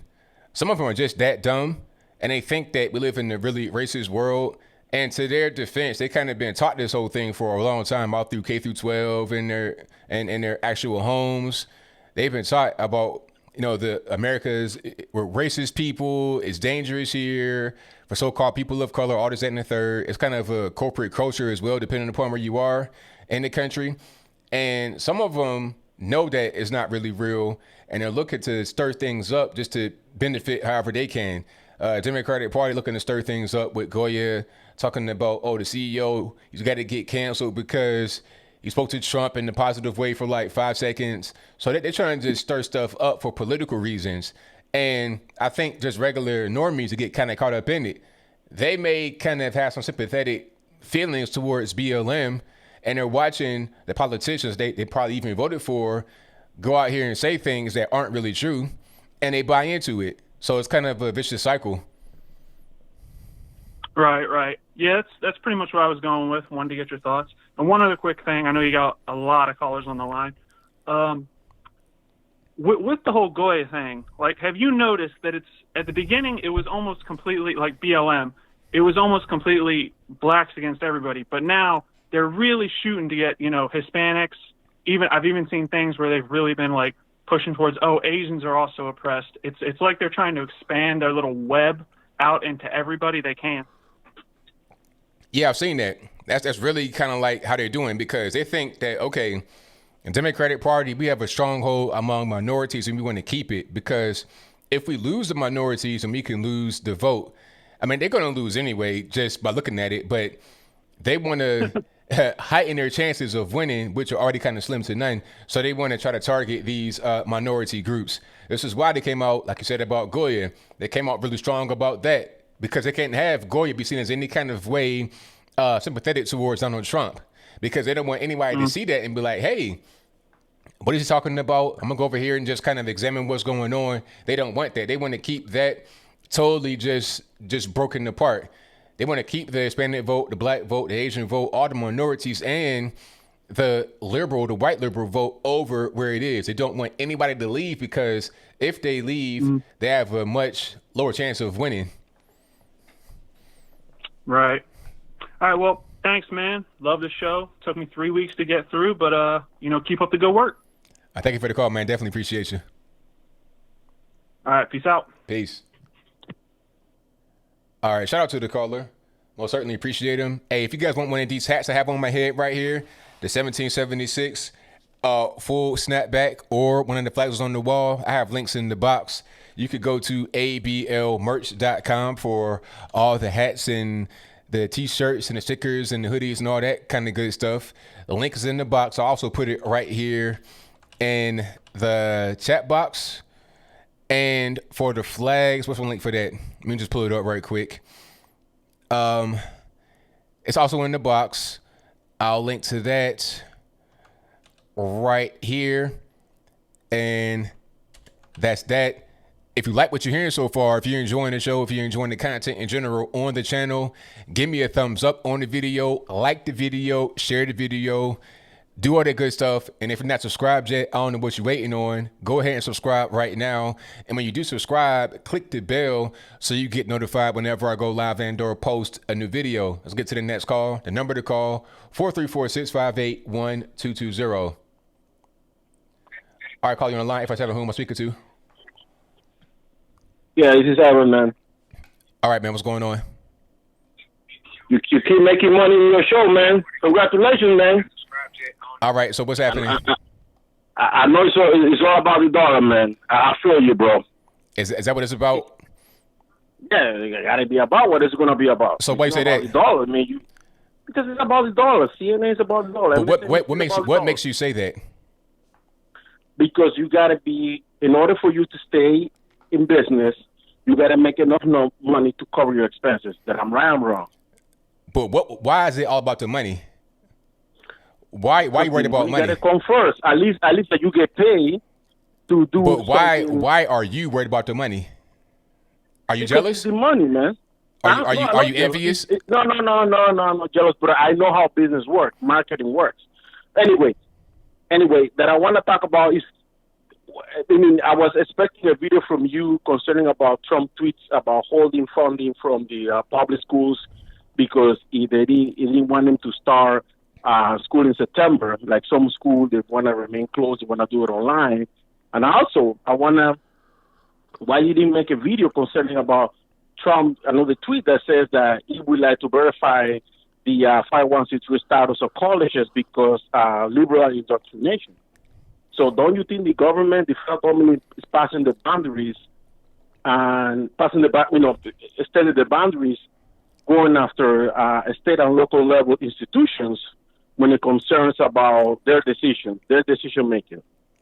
Okay, so is he going to withhold state money? Well, federal money, federal funding. So, because they didn't I want mean, to, how was it overstepping your boundaries when he's talking about federal money? He's not trying to withhold state money. If he was trying to block state money, that'd be overstepping your bounds. But he's talking about federal money, so that's right within your purview. That's not overstepping your boundaries. That's what they actually do. You're giving federal money. That's what you're supposed to be doing. Now, if you're not going to be in school, if you're not going to be on the actual campus, why do you need the same amount of money? What's the purpose? No, but I think you're missing the point. Now, What's I'm the going point? back to you. So, I'm going back. So No, sir. No, Look, you're on my show, so I need you to just hold your horses. Sir, listen, when I start talking, nobody can hear you at all. Matter of fact, I can't even hear you. So you could just stop talking, listen to my question, or you could just get off the phone. Now, so okay, listen to me now. I want to be nice. See, I'm trying to be a nice guy. I used to be nice. I used to be not a nice guy in the past. I'm trying to be nice to you. So I'm giving you one last chance to just hold your horses, stop talking, and then let me just say what I got to say, and then you can move on with what you got to say. All right, see. Why? I'd hang up so quick on Ivan. I wanted to be nice, but he kept talking the entire time. Like, when I was saying that, trying to be nice and be kind and be the gentleman, he talked throughout that whole thing. It's like, Doc, what are we really doing? What are we really doing? No, listen, I'm going to just address what he was saying about, the federal monies. If you're not going to have school, like, on campus, then why do you need X amount of dollars? What are you using the money for? For school lunch, to clean up, to staff? What are you using the money for? It doesn't make any sense. You don't need the money. You're not overstepping if it's federal monies. You see what I'm saying? That's right within your peer view. So you actually should be doing that. That's just a fact. So Ivan, come on, man. You got to tighten up. Get it together. And stop calling from different weird numbers like that. Call from the same number so I know it's you. How about that? All right, you guys. The number to call, 434-658-1220. Hey, that's why I got the sir. I got the mug because Ivan, this is the Ivan mug right here. And Tanae brought it right on time just because today I know I was going to have to use it for sure. All right. Let's get back to the calls. All right, Tariq, what's going on? Hey, man, what's going on, bro? I just caught the tail end of what you were saying about Ivan from Stop Calling for Different Numbers, bro. Because the thing is, these liberals want to change your mind so badly because you have a platform and you're influencing people and you're a black man. So, to them, black men are supposed to be talking good at all about Trump and talking anything about negatively about Democrats. So that's why he calls in your show and debate you all the time. But I wanted to talk about your last show because you had mentioned Snoop Dogg, man. And Snoop Dogg put up that cool picture. It was pretty much, of course, it's going to obviously be black conservatives. And this is the problem, man. This is the problem I have with Snoop Dogg. When black people do that, what it does, it tells the world that we aren't unified. It tells the world that we literally, what's important to us is not what we have in common. What's important to us is what party we align with. If we align with the Democrats, it's cool. If we align with the Republicans, we're all cool. And you wonder why the media treats us this way. You know what I'm saying? Like, oh my God, man, I lost my train of thought. But anyways, I'll get on that in a second. With the whole Snoop Dogg thing, is that Snoop Dogg is a beta male. You remember when Gayle King, and I think it was Kobe Bryant's female best friend got into it, right? And Gayle King was trying to make Kobe Bryant look like a rapist. And everyone was rightfully attacking Gayle King for that. We had Gayle King against the ropes. And then here comes Snoop Dogg. And this is the problem when you don't have a father in the home and you're a grown black man, sadly. Instead of Snoop Dogg offering constructive criticism, Snoop Dogg jumps in the conversation, and I'm not going to curse, but he called her a funky dog-headed B word, right? Yeah. When he did that, bro, that changed the entire conversation.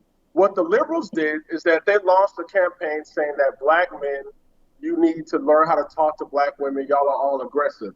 And then when Snoop Dogg could not even stand on his word and say, you know what, I didn't mean to call her that, but she was wrong, yada, yada, yada. Instead, they brought him on to Red Table Talk with Jada Pinkett Smith, and he's on there apologizing, bro.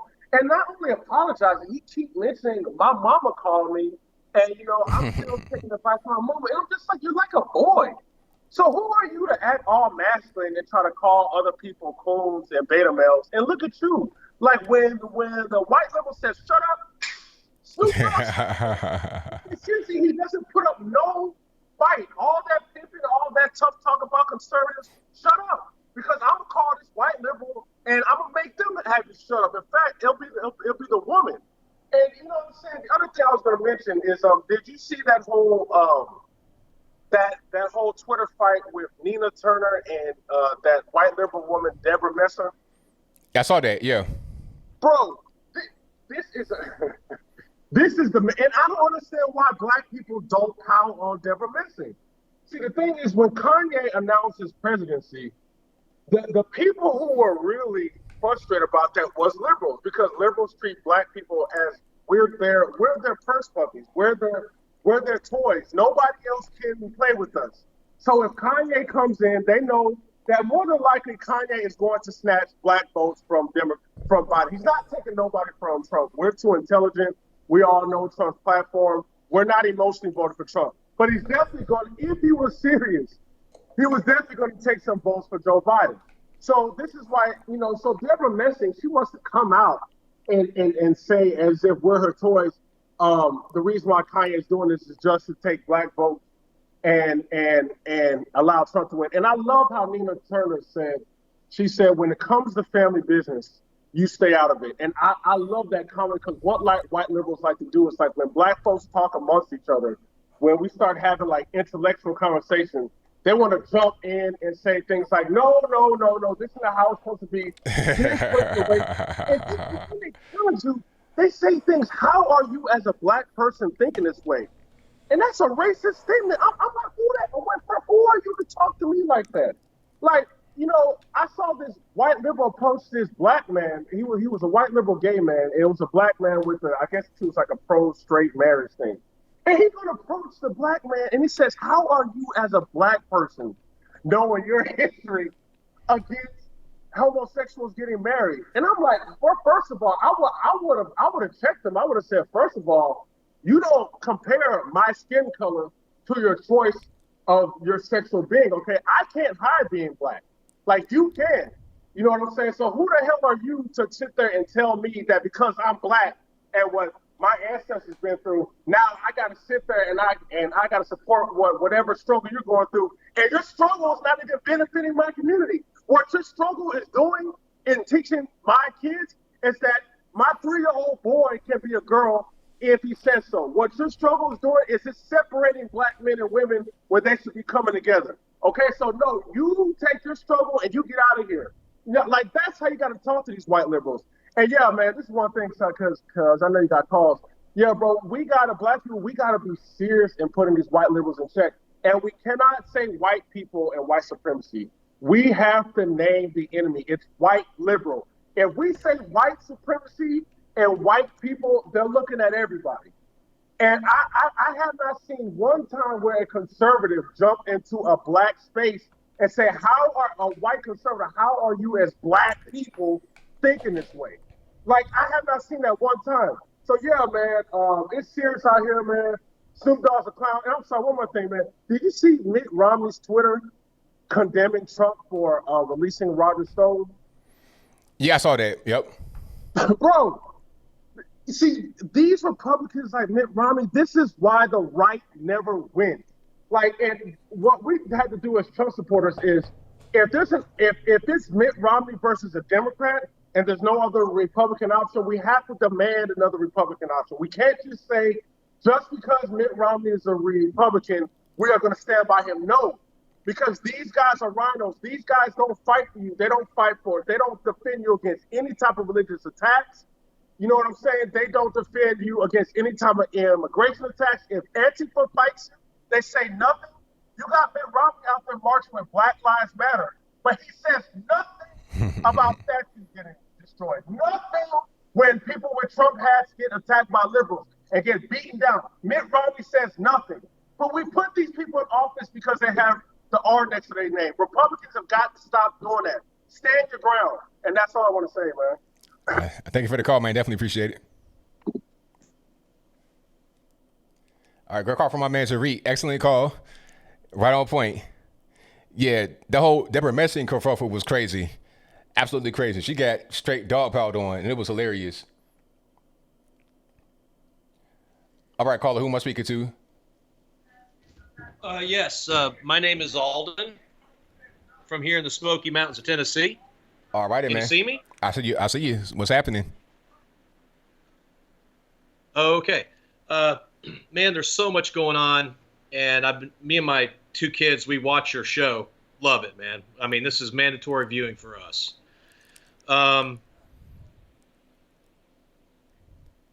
Yeah, it's okay. Like if you see in the stream, there is a delay, so don't even look at that. It's all right. Okay, no worries. So got a couple things, man. In reference to one of your callers earlier, he talked about this episode with the email that went out with a military base in Alabama. So what happened was there was a chain email sent out, basically saying that MAGA is equivalent to white supremacy. So it was put out to tons of soldiers in that area. So that's one thing you don't do on the government dime when you're in the military. As a soldier myself, you kind of don't mix business with pleasure that way. Yeah, So I would figure that would be it. Yeah. Yeah, that's something that you should bone up on there, because that is certainly going to be an issue moving forward that probably the senators from Alabama will bring up more, especially the Republican one. Something that's a concern to me, I just recently had my first experience with a Black Lives Matter protest. Okay. Oh, wow. I live in Hampton, Tennessee, which is right on the border of North Carolina and Tennessee in the Smoky Mountains, not far from Virginia. So the reason why I had this interaction was on Facebook, there was a protest from BLM at a local pawn shop where you had about 15 members, so-called members of BLM and the New Panther Party, go into this pawn shop and demand to, buy guns. Well, you don't demand anything from a store owner. Right. But these individuals, were just basically, as they say on TNT before an NBA game, they were shacked in a fool. And it was really embarrassing to watch. Well, the owner was like, look, y'all go out 3 at a time. I can't have my gun shelves open like this with all of y'all in it. I just can't do it. And that's when people just started, losing their minds and racist this and racist that. Well, anyway, the next day they started protesting outside of the pawn shop, which has their own security. They had cops there. So I thought, man, you know what I'm going to do? I'm going to go down to that pawn shop and I'm going to support them. So I drive by. I go into the parking lot, and they're calling me every homophobic slur. They're calling me racist, anything that your mama would be embarrassed about hearing. You know what I'm saying? Right. Okay. So I go into the pawn shop, go to the door, and I'm like, how can I support you people? And they were just like so shocked that somebody was coming through. So ended up buying, I didn't spend very much money, but they gave me this really cool T-shirt right here. Hopefully you can see it. And, yeah, I see it. Yep. And okay, so on my way out, now I'm in my Dodge Ram 1500 SLT. I'm pulling right up next to where they all are, and there's about 15 of them, and they really look like they're hopped up on something, man, because they are just, it was just too energetic for my blood. But I rolled down the window, and the first thing they said, do Black Lives Matter or all lives matter? Oh, boy. Matter.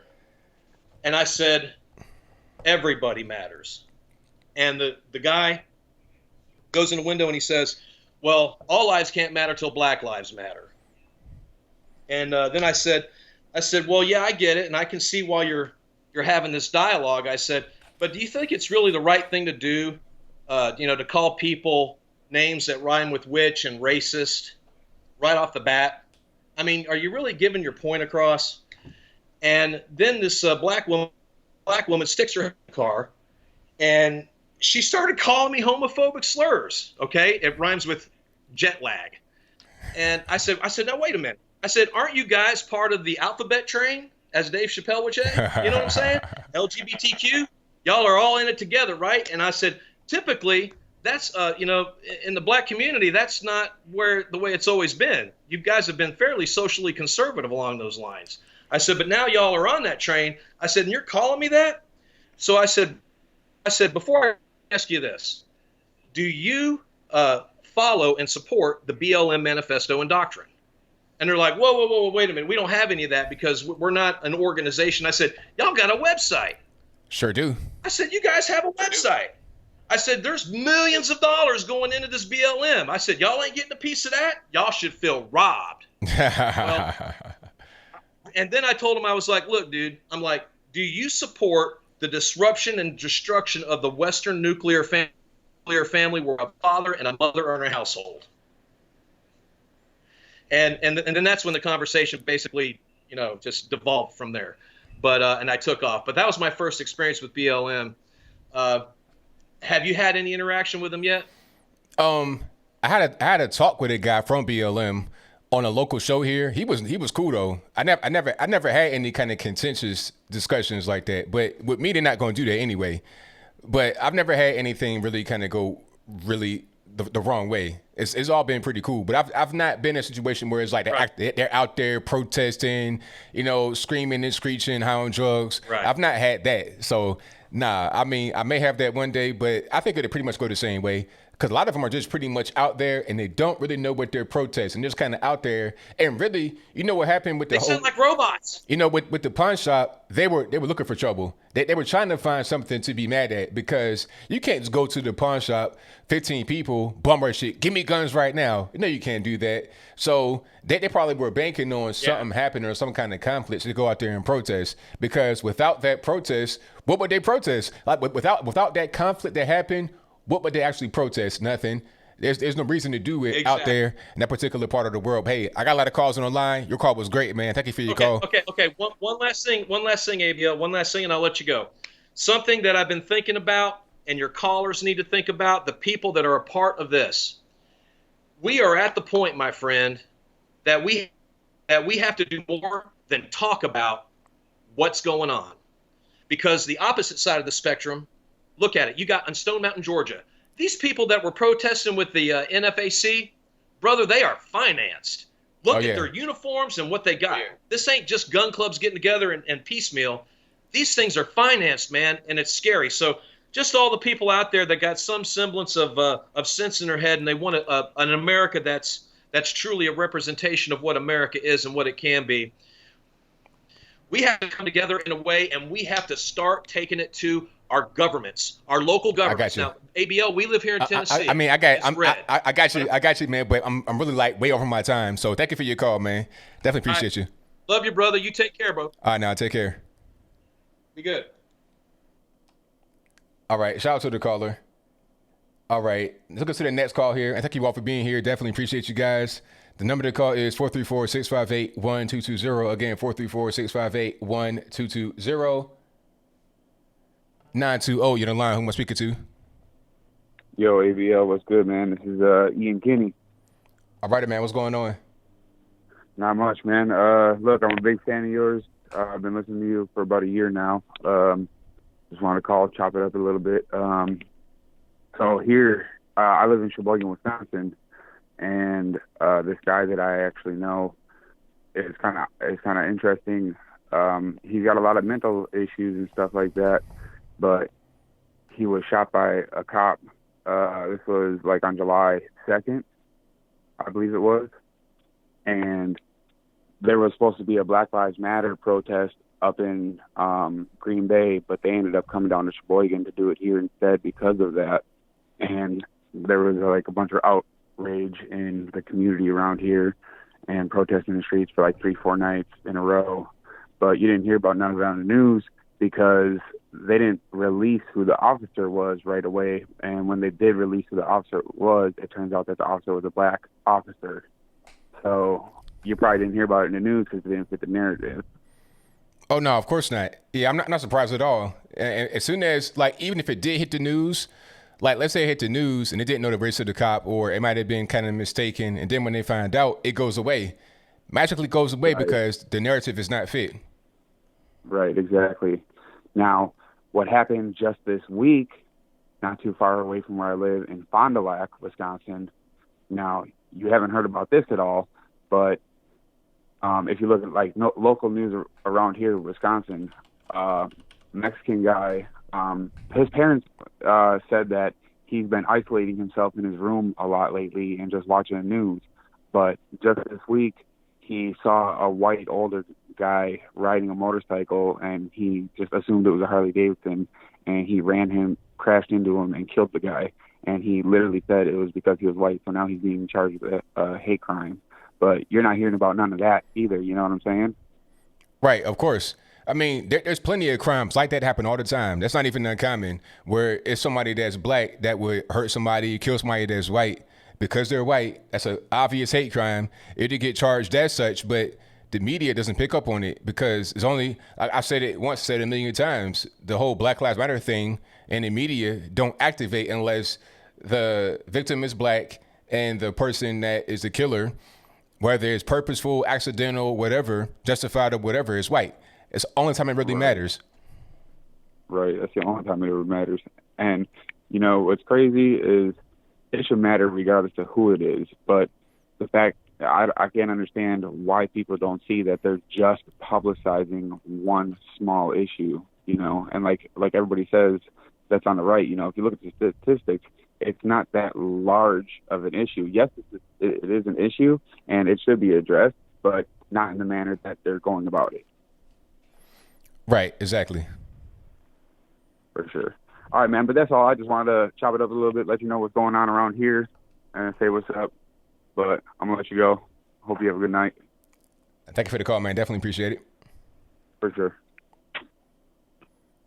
All right, shout out to the caller, and thank you all for calling. The number to call is in the description box for almost at a different kind of number right there. 434-658-1220. Again, 434-658-1220. Let's go ahead and get into it. All right. 405, you're on the line. Who am I speaking to? Oh, hey, this is Cookie. I just wanted to say, you know, I watch your show all the time, and I think what you do is great. And I just wanted to get your thoughts on the NFAC wanting actually the government to give them a part of Texas. That's hilarious to me. I mean, it's pretty much a non-starter. It's not really going to happen. People just kind of talking, but that won't go anywhere. And I'm not sure what the purpose is. Like, what are you really going to do with that land? Because I'm seeing a bunch of guys out there that don't really know what they got, that don't really know what's going on, because they're out there in 95-degree heat, wearing all black, jammed up weapons, guys passing out from heat exhaustion. So it's like, what are you even doing? Nah, that will never go anywhere. Yeah, it seemed like they're just trying to start stuff when there's nothing there, you know? Right. Well, thank you for having me on your show. I hope you keep it up. Thank you for the call. Definitely appreciate you. You too. All righty. Shout out to the caller. And thank you all for joining. Let's get to the next call. All right, caller on the line. Who am I speaking to? Hello? Yes. Who am I speaking to? Hi, this is Emily. All righty. What's going on? So I'm a nurse, and I was working all day today. I had a little bit of a lax day, and there was CNN going on in the conference room the whole time. So as I would keep going in and out, I would keep seeing them talking about the coronavirus literally all day. And it's no wonder why people are out of their minds right now, because I was just sitting there listening to it, eating my lunch, and I'm like, I would go crazy too. So what I really wanted to talk to you about is the school openings, because they were really talking about that a lot today on CNN. And it drives me crazy. I don't know if you watched the PragerU video where there was a doctor named Dr. Berkey. He was on there. It's a really good video if anybody hasn't seen it. But he shows the other side that people aren't really talking about. And it was very interesting. And he was talking about how it's not very, like, the kids aren't really getting it. And I had a patient with a daughter that was a teacher, and she was freaking out about it. And I can't really talk about it because I don't want to put my political views into it, but a lot of people are feeling this way. Oh yeah, I mean, it's out there a lot, but like you said, people can't really say anything. They got to kind of keep their views on the hush, which is why I don't really pay any kind of attention to the polls that are out there, because if you're asked, by somebody on the phone, hey, who are you going to vote for in this election?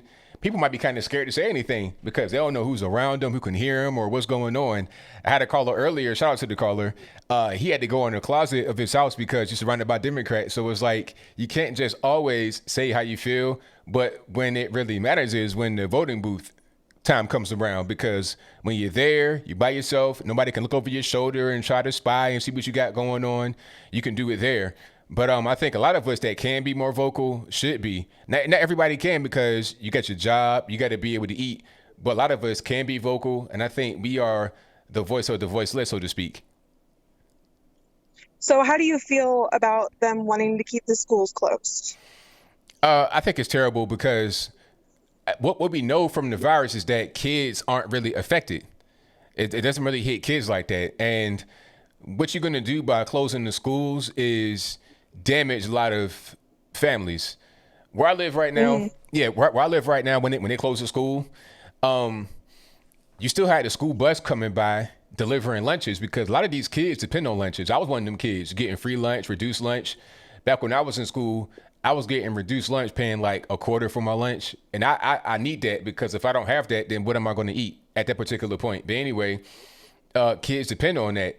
So the school buses are still coming like right around noontime to deliver bag lunches. And I went to go get my food from a restaurant, and I come back after like an hour. The kid that I saw out there waiting for the school bus was still there with his mom, waiting on one bag lunch. There's a lot of kids like that. So the school lunch is going to be a problem. Breakfast is going to be a problem. Education is going to be a problem. These kids missing out on the best years of their life, just sitting at the house, not being properly educated or educated at all. So schools got to come back. Yeah, I saw a poll that once the schools closed in like April, March, I think they said 40%. Hello? I'm here. Oh, sorry. I think they said 40% of the kids didn't even go to one Zoom class. No, because they're not, that's not how they've been learning. They've been learning the whole time in the classroom, being taught by a teacher, not through electronic means. If they're not used to that, if they've not come up like that, they're not gonna acclimate well to it. Yeah, I really hope that they open up the school. My brother is a single parent, and if they only have this thing where they're only doing 2 days of school a week, he's not going to have any option. I don't know what he's going to do, because he doesn't have the money to take care of her outside of school whenever he's working. So that's a big problem. And then these kids aren't going to get a good education. One last thing, and I'll let you go. How do you feel about this proposal that I heard some people saying, that you have younger teachers go in that aren't as at risk for the virus, have the kids go into the school and have the more experienced teachers Zoom into the class? That way they're still, the experienced teacher is still there, but there's a younger teacher that isn't as vulnerable that can still keep the kids at bay. That way they're still in person. I mean, that might be an idea. I mean, that's better than nothing. That's kind of like a compromise. I think that kind of makes sense. Like if you are, 80 something, like not 80, but if you're just an older teacher that's really at high risk, that might make sense. Yeah, because that's what everybody's talking about. They aren't really talking about the kids on CNN today. They were talking about how most teachers are at risk. And I really think that would be a good compromise, and I don't hear anybody talking about that. Gotcha. All right. Well, thanks for taking my call. I hope you have a good night. Stay safe. I thank you for the call. Definitely appreciate you. All right. Shout out to the caller. I appreciate you guys. You guys are fantastic. The best audience on the internet. If you like what you're hearing so far, give me a thumbs up on the video, share the video, do all that good stuff. And if you're not subscribed by now, I don't know what you're waiting on. Go ahead and subscribe. It's free. And when you do subscribe, click that bell right there. When you click the bell, you should get notified whenever I go live and or post a new video. All righty. Let's get to the next call. All right. Let's go. 423, you're on line. Who am I speaking to? Hey, ABL, this is Jason. All righty, man. What's going on? Hey, brother, I live in the Chattanooga area, and we just recently were mandated that we have to start wearing masks here due to the coronavirus. And we've been making some calls, checking into that, finding out if that's an order that can actually be passed. I got the runaround from the mayor's office when I called in there, and basically got a great passing of the buck. It's not our job to enforce it. That's the sheriff's office. So we didn't sign the order. That was the health office. So, we're dealing with that right now in our area. But the bigger thing I wanted to run by you is, do you feel like at all, or am I just being paranoid, that mask is starting to become a symbol of that BLM and Antifa movement? It's given them not just a right, but almost a necessity to wear a mask and hide their identity when they go and make their so-called protests and carry out with their destruction. How do you feel about that? In my eyes, I'm starting to see it as a symbol, and not only, aside from the whole fact that the mask does no good, unless you spend a lot of money and buy a very expensive one, the mask does no good just as a basic mask. It's starting to become a symbol of their movement in my eyes. And how do you feel about that? I mean, it makes sense to me because the thing about it is Antifa and those types were already wearing masks. So it's like we're kind of like adopting some of their uniform just in their regular everyday lives for this so-called virus. And like you said, it doesn't even really work. And what they're talking about is it doesn't make sense when they say it, because on one hand, they say, okay, don't have large public gatherings. You can't have funerals. You can't have weddings. You can't do anything because of the virus. But yet you can have a protest with 5,000, 10,000, 25,000 people, as long as you wear a mask or don't wear a mask, do whatever you want to do. You're sending mixed messages. And what the mask is, in my humble opinion, is kind of a submission. Just do whatever you want. Just let Black Lives Matter run free. Let Antifa run free. Do whatever you want as far as keeping my job closed, keeping my school closed. Just do whatever you want. I'm complying with whatever you want, regardless of how crazy it is. Right. Okay. I appreciate your insight and your information, man. I really enjoy your channel, and it was great talking to you. I'll keep watching and stay on the live stream, man. Thanks a lot. Thank you for the call, man. Definitely appreciate it. Have a great one. Bye-bye. All right. Shout out to the caller. Yeah, I think he's right about that. Like, about it being a symbol. Yeah, it's becoming a symbol for sure. Ain't no doubt about that. All right, let's get to the next call. 716 on the line. Who am I speaking to? Oh, hey, Anthony. I'm sorry I called in before, not prepared, and I really appreciate your show, and thank you very much for taking my call. Oh, no problem. It's Gene from 716. There's a couple of things I want to say. Virus is actually real. A lot of my, two of my sister-in-laws and their families are actually sick right now for past 2 weeks. Okay. They lost the sense of smell and all that thing. Wow. Like taste and fever. And they have very little kids that hopefully will make through this, and I'm just praying to God that they will. There's the other thing. I just wanted to say I really appreciate you for doing what you're doing, man. Well, thank you. I appreciate you. And there's a couple of things that people miss out.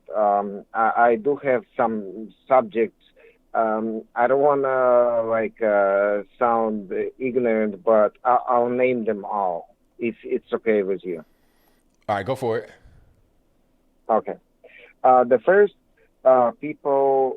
simple people are silent. That's first of all. The second of all, our veterans are forgotten. The third thing, our police need support.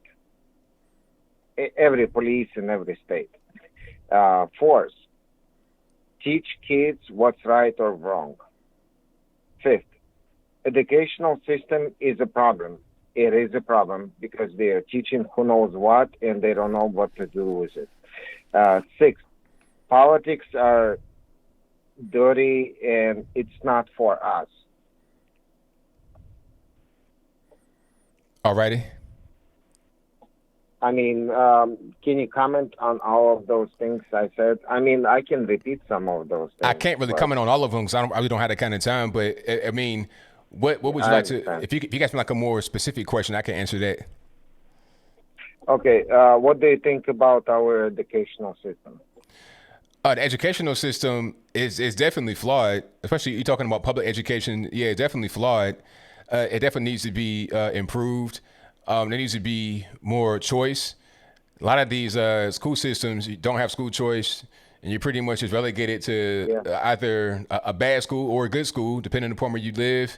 It's just kind of a weird thing. I think we need to just, tighten it up a little bit. And some of the bad schools shouldn't just be allowed to continue to be bad. So, yeah. And the school systems, it's not just the school system that are at fault.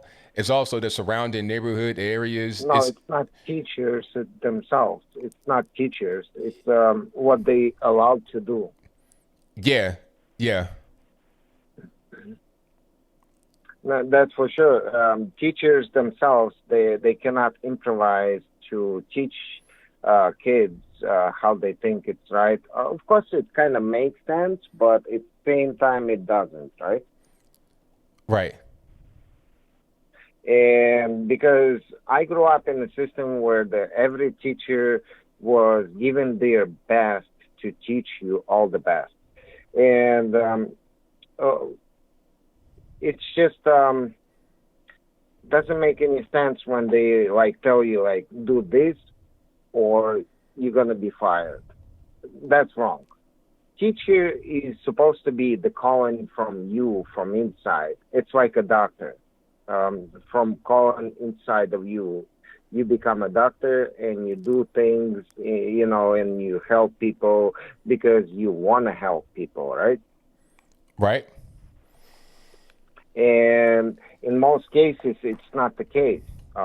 It's just they've been told what to do. Doctors, teachers.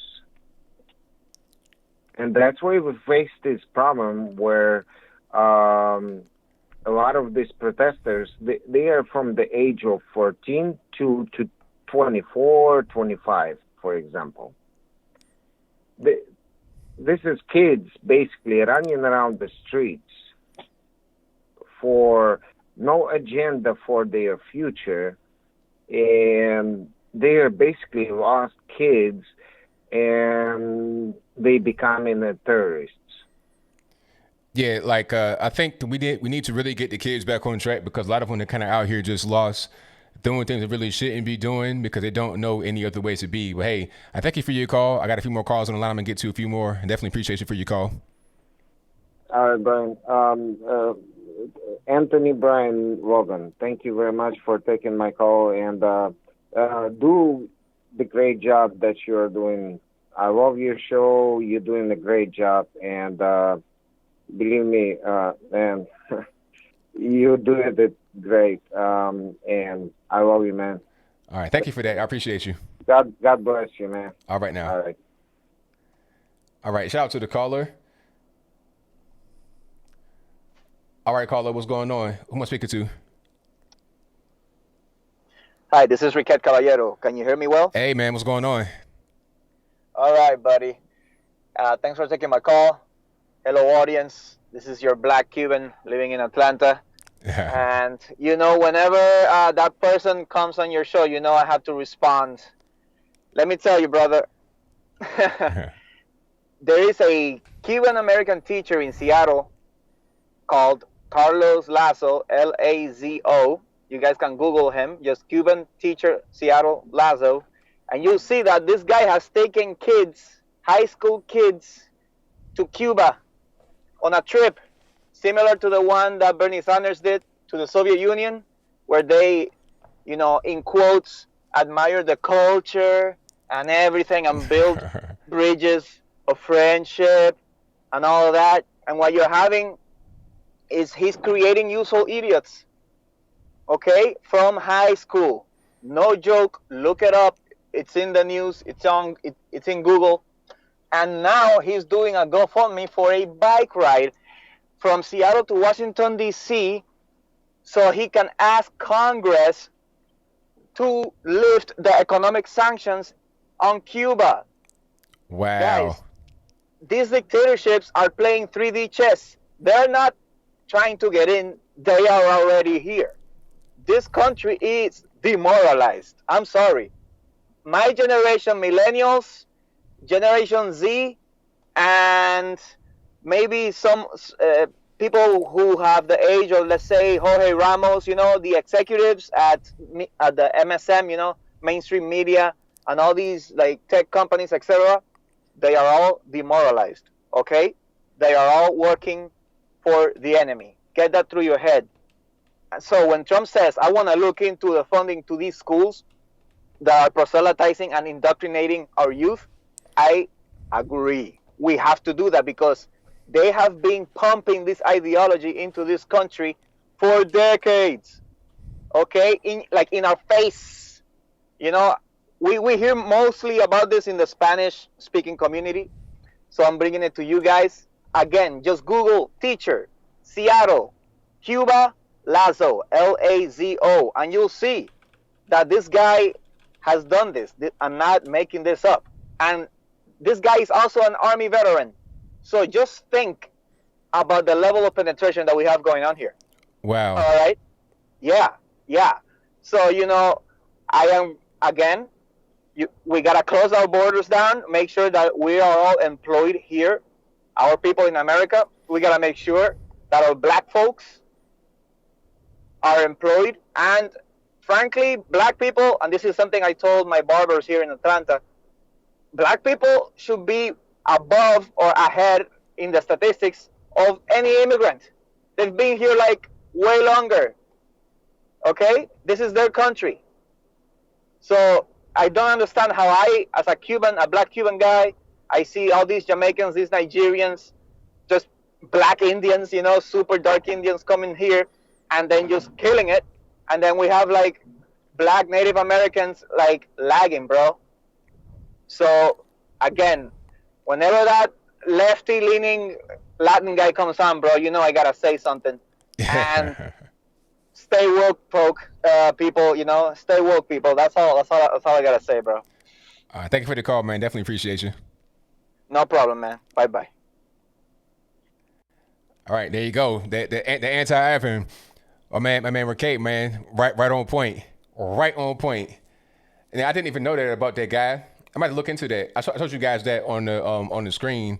That guy Lazo taking kids to Cuba, indoctrinating them, and then the thing that really kind of got me about what he said about the teacher was that he was in the military before. So this guy, he's in. You got kids indoctrinating. You're in the government. Well, not in the government. You're in the military.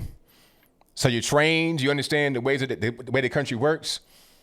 Not good. Alrighty. But thank y'all for being here. Definitely appreciate you guys. Let's go ahead and get on to it. And what he said about the immigrants coming in, the black Jamaicans, Nigerians, everybody else doing well, they don't take this country for granted, and they love this country when they come here. When I speak to Nigerians, and I say, hey, where you from? They say, oh, I'm from wherever they live at right now in America. They don't say Nigeria first. If you ask them, where you from in Africa, maybe they'll say Nigeria. But if you ask them where they from in general, they say right here. they're proud to be here. They're proud to be Americans. A lot of black folks are not even really proud to be where they are born and raised. I'm proud to be an American, best country on earth. And when I say best country on earth, people that come from other places understand that I'm telling the truth because they went through a lot to get here because it's the best country. People that are born here take it for granted sometimes and just don't even really care.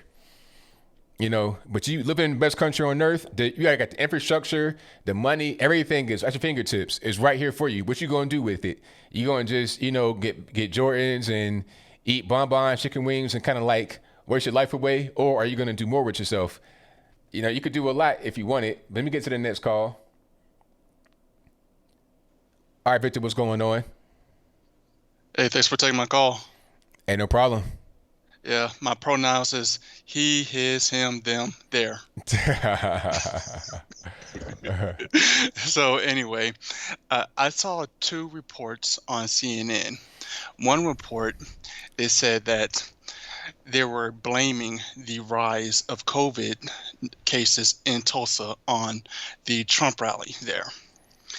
And I'm like, okay, this is BS. I read that report.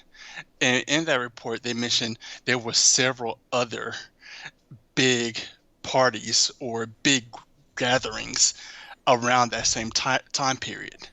So I'm thinking to myself, why are you blaming the Trump rally, but yet they're not putting the blame on those other ones?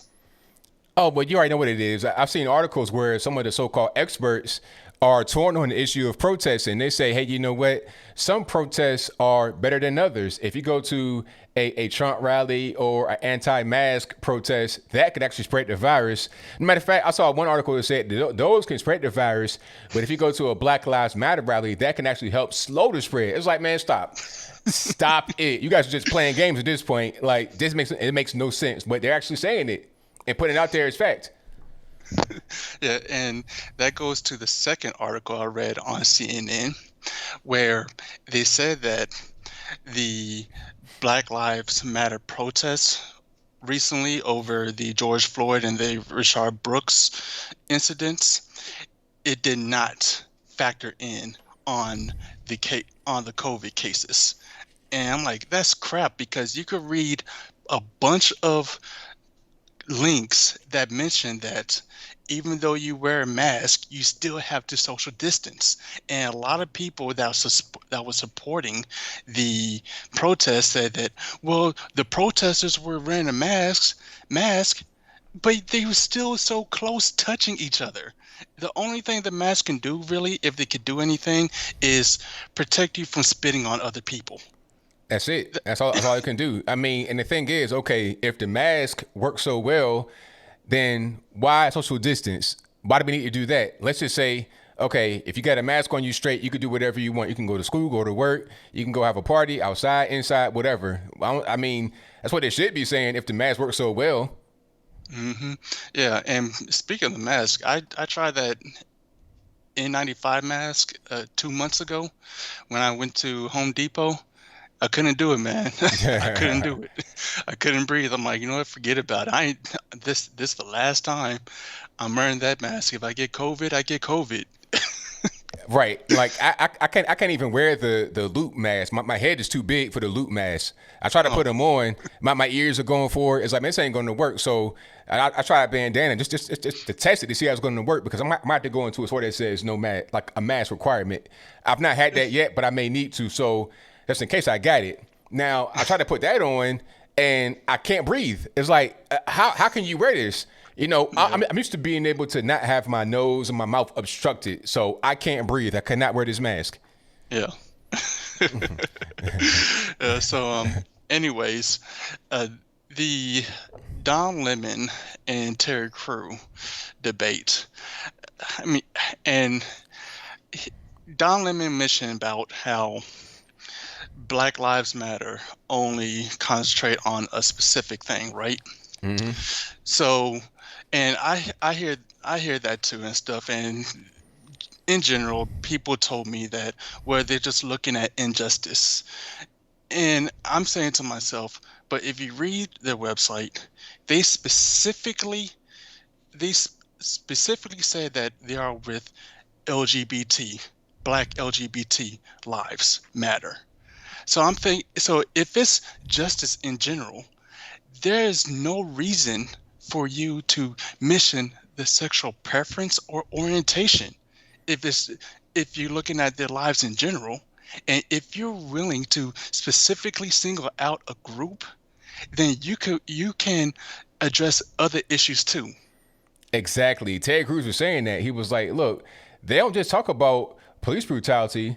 I mean, they have a wide net, really. They talk about everything. They talk about everything except for heterosexual black men. They talk about gay black men, trans black men, gay black women, trans black women. They talk about bad candidates in office. They talk about all kind of stuff. They talk about school to prison pipeline. They talk about everything up under the sun except for black on black violence, the biggest problem. It's crazy. Yeah, exactly. And I told people about basically the 2018 FBI crime report, because that's the latest report I've seen. And I showed people, like, look at, if you calculate the rate, you can see that this is an issue. One person came to me and said that, well, it is an issue, but it's only 2,600 black people that killed each other. That's an extremely low number.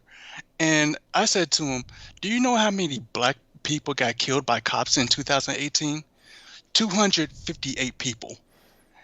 Yet though, you want to protest on that number, but yet you don't want to protest on the primary issues that's killing black lives? Exactly. Yeah. And also another thing too, the last thing, have you heard about people keep saying that, well, if we only had reparations, then we will be in a better situation? I've been hearing that for a long time. Yeah. And I told the person that told me this yesterday, I told him that we could do without reparations. If you look at back in the segregation time, when black people actually had laws against them, they were still able to build a black Wall Street. And that even today, do you know that there's at least 10 black affluent neighborhoods with the crime rate as low as the white affluent neighborhoods? And yet though, they were able to build those affluent neighborhoods without reparations. Why is that? And it's because that they have a stable family structure, and no one don't want to address that. We don't need the reparations. In fact, if you give them the reparations, you don't know if the reparations actually going to work, because you have to change the heart of the people. Okay, it's like that saying that you could take the person out the hood, but you cannot take the hood out the person. That's so right. If you give them that money, it still won't get us out that position, because you have to change the heart of the person. And if you want to change the heart of the person, let's start teaching the next generation that, hey, have a stable family, don't get pregnant out of wedlock, at least get an associate degree after high school, and build up a stable family, so you could decrease the poverty rate and the crime rate, as well as decrease your chances of police interaction. There it is, man. Well, I thank you for the call. Definitely appreciate you. All right, talk to you later. All right, now, peace. All right, shout out to Victor for the call. Most certainly appreciate him. Got a whole lot of calls on the line. The phone lines are blowing up. Let's get to the next call. 607, you're on the line. Who am I speaking to? ABL, good evening. This is Chuck calling from North Carolina. All right, man. What's happening? I was hoping the guy that was going to get through. ABL, I know your time is short, so I'll try this short and sweet to the point. One of the things about Seattle, I've been hearing all these things, defund the police, 50% hack, or slashing it down by 50%, this, that, and the other. One of the places I would love to be this upcoming week would be a little-time fly inside the boardroom of Amazon. Because what is Amazon going to do when 50% of the police are gone and their employees are getting attacked, their buildings getting smashed up? Also, if I'm not mistaken, you got Seattle's Best, and I think also Starbucks Coffee Company. Yeah, it's gonna be rough. and property values are going to go down. So the question is Amazon going to flex their muscle like they have in the past, or not? I mean, that's a good question. It's definitely going to be rough though, because once you don't have any kind of security for these people, once you they getting beat in their head on their way home, it's going to be an issue. Yeah, I mean, Jeff Bezos, he has his own private security, and of course, most of his board members do, but not his secretary, not the guy down the mailroom. Right.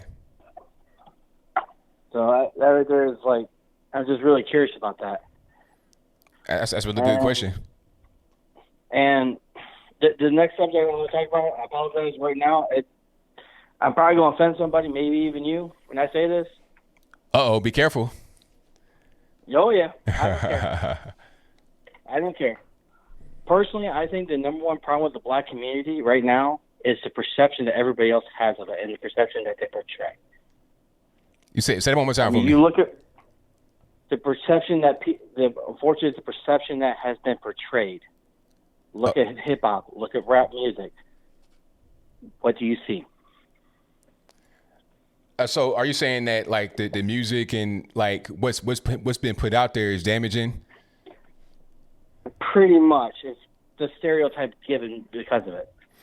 Nah, I don't think so, because I'm gonna explain to you why. Like the music, rap music is mostly consumed by like suburban white kids.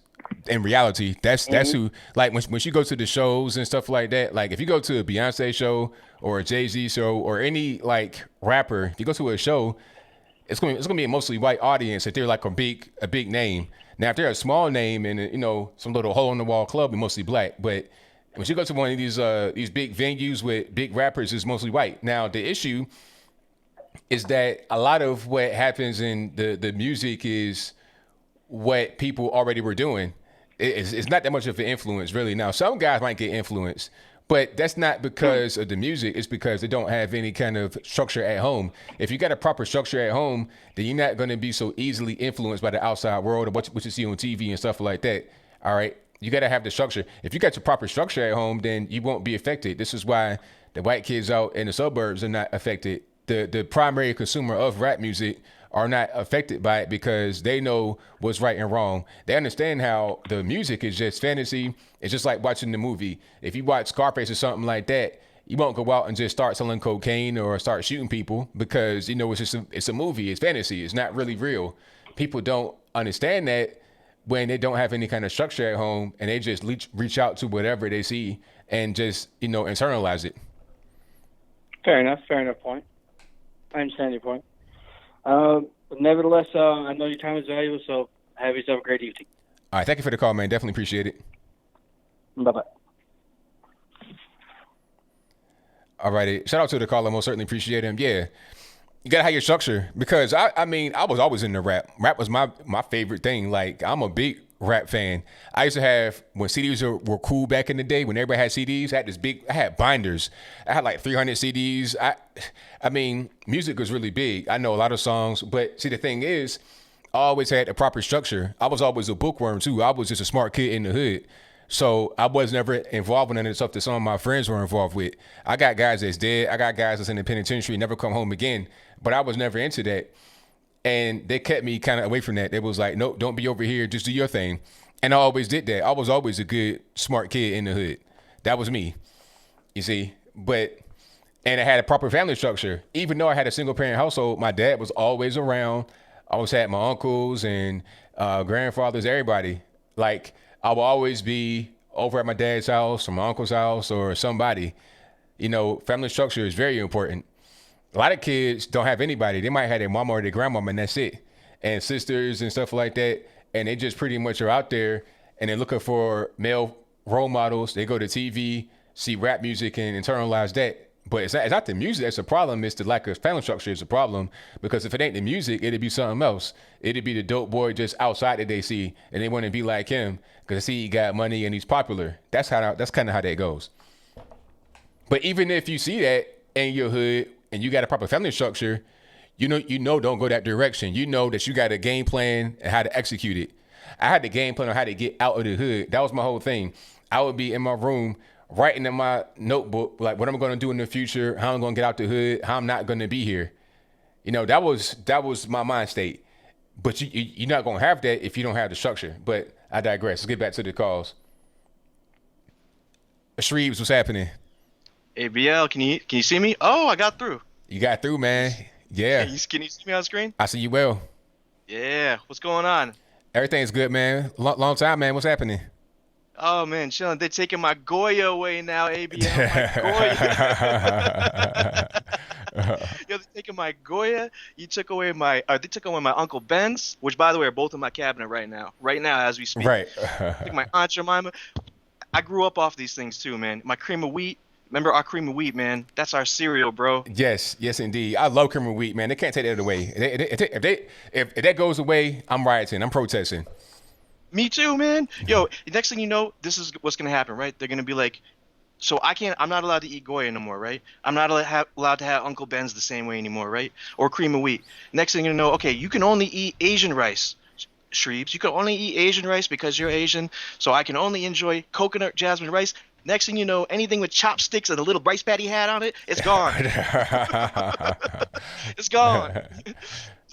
They destroy everything. Oh, man. But it's been an interesting week.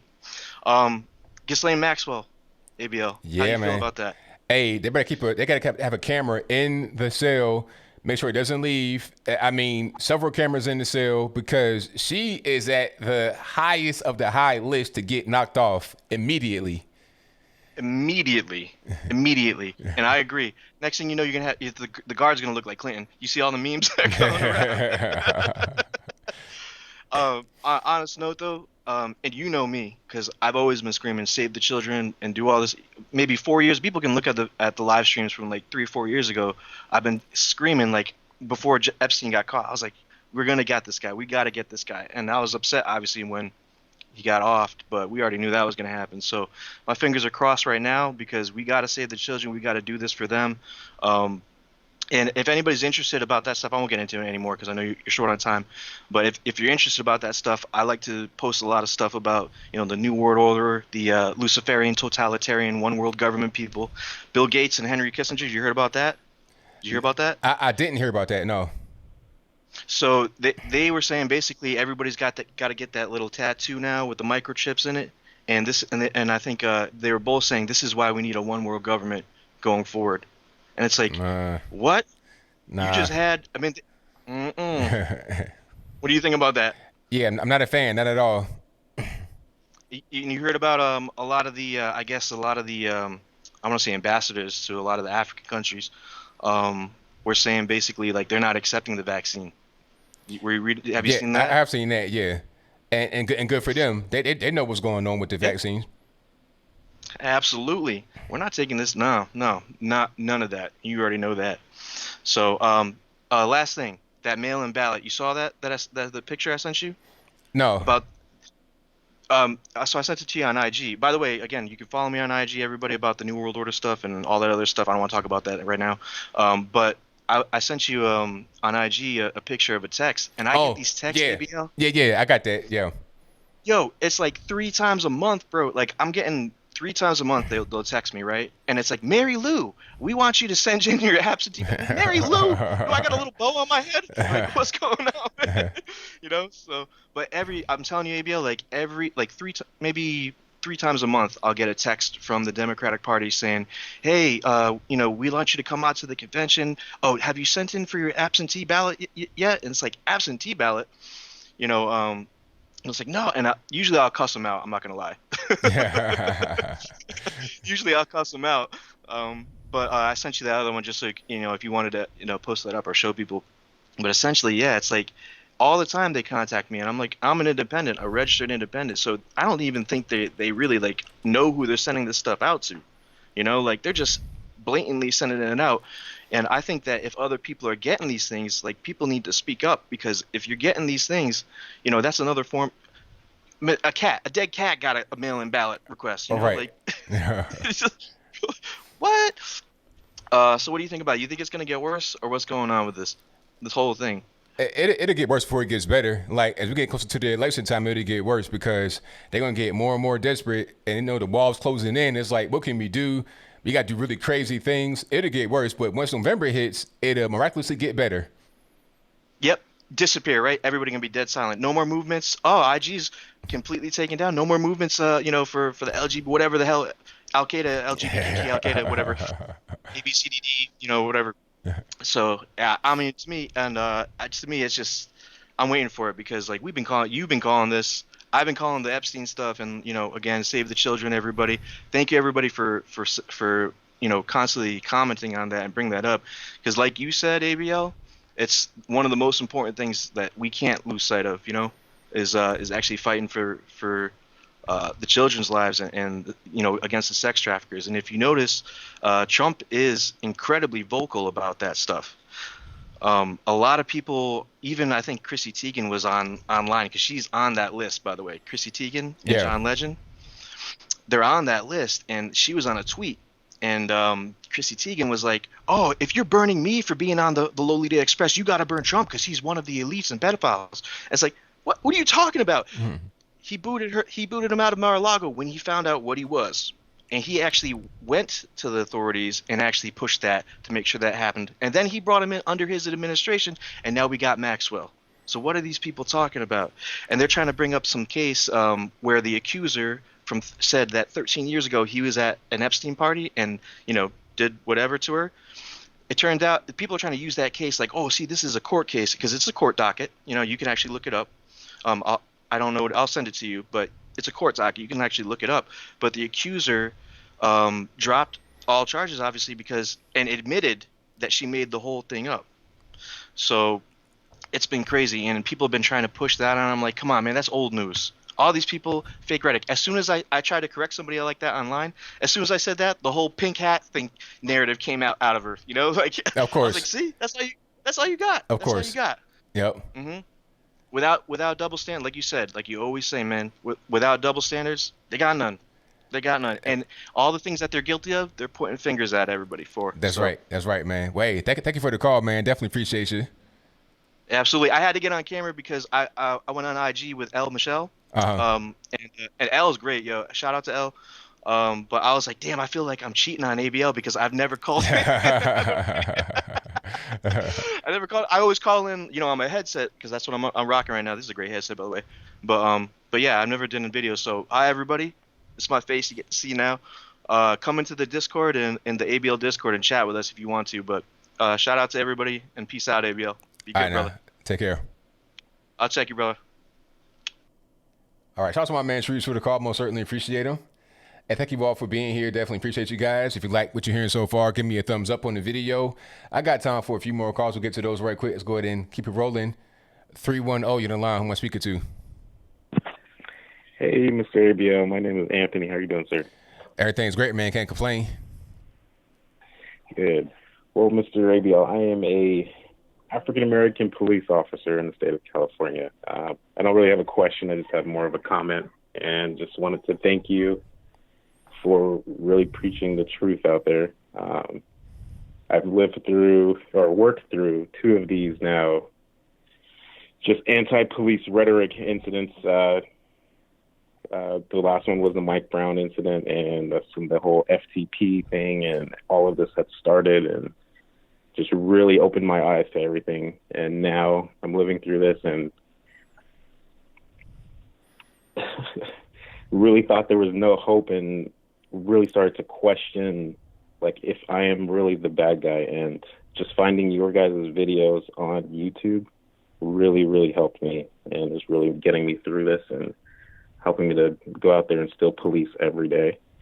So I really, really appreciate you. We need your support. All of you guys that support the police, we need you more than ever right now. So I really appreciate you. I appreciate you, man, because we need you out there, because I know how it is in California, especially. It's a dangerous place in some parts of it. And the regular citizens, a lot of times, have no way to really protect themselves. They can't really do anything. So you guys are very important, man. So, you know, keep on doing what you're doing. And I hope that the tide turns and this whole anti-police rhetoric goes away, because it helps nobody.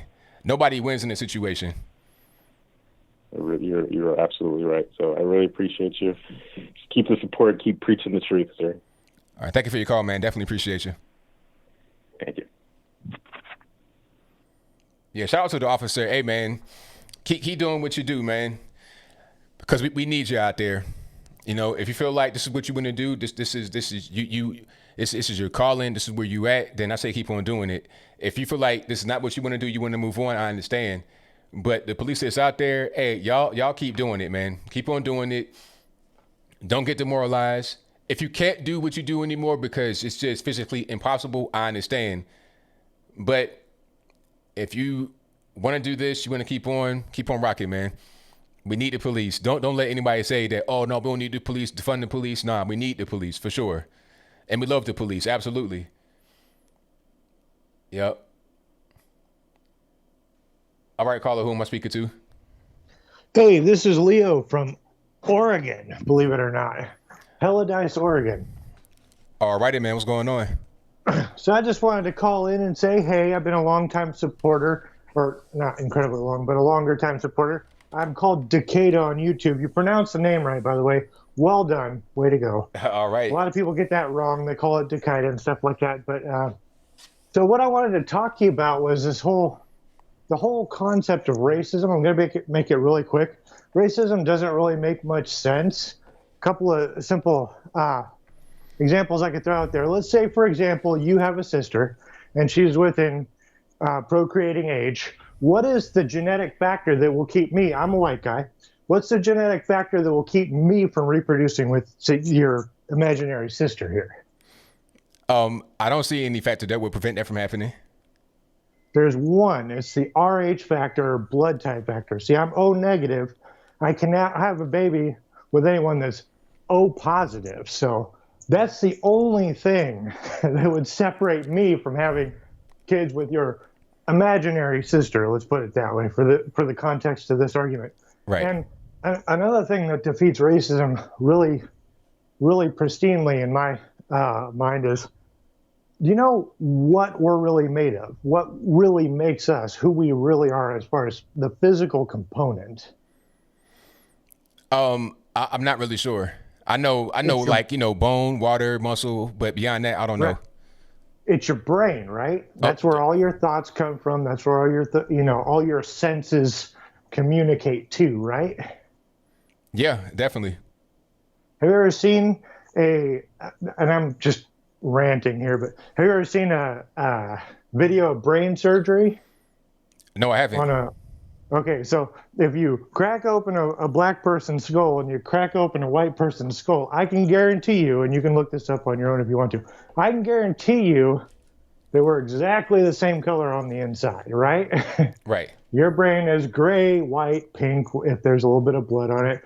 Nothing different between you and me from that level. Nothing at all. This whole racism thing, I see it, I hear it, I understand that, we are a collection of the ideas that we store in our brains and all that, but it's like, racism, why are we doing this? It's the election thing. That's it, and that's all. Like, there's no real difference between us. You got that famous brain surgeon, what's his name? The black brain surgeon. Ben Carson. Trump. Ben Carson. Genius man. You got genius white people. You got genius Latin people.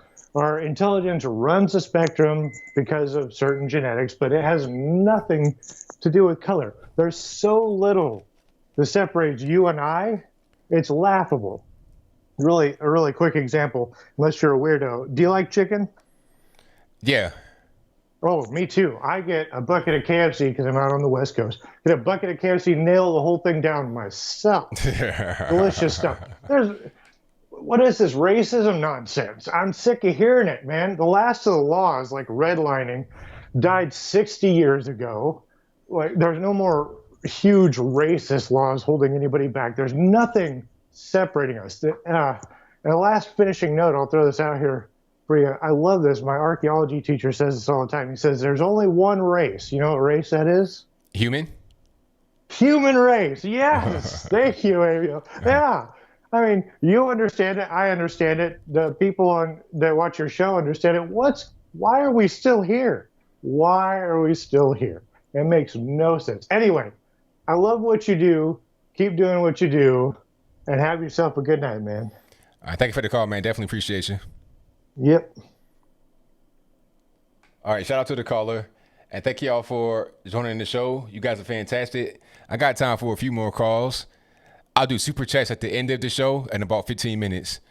I'm here every Wednesday and Saturday night. Wednesday from 8 p.m. to 11 p.m. Eastern. Saturday, same time, 8 p.m. Eastern to 11 p.m. Eastern. I'm also on Brandon Tatum's channel, usually on Thursdays, in case somebody got to do something else. It might not be Thursday, but usually Thursdays from 8 p.m. Eastern to 10 p.m. Eastern.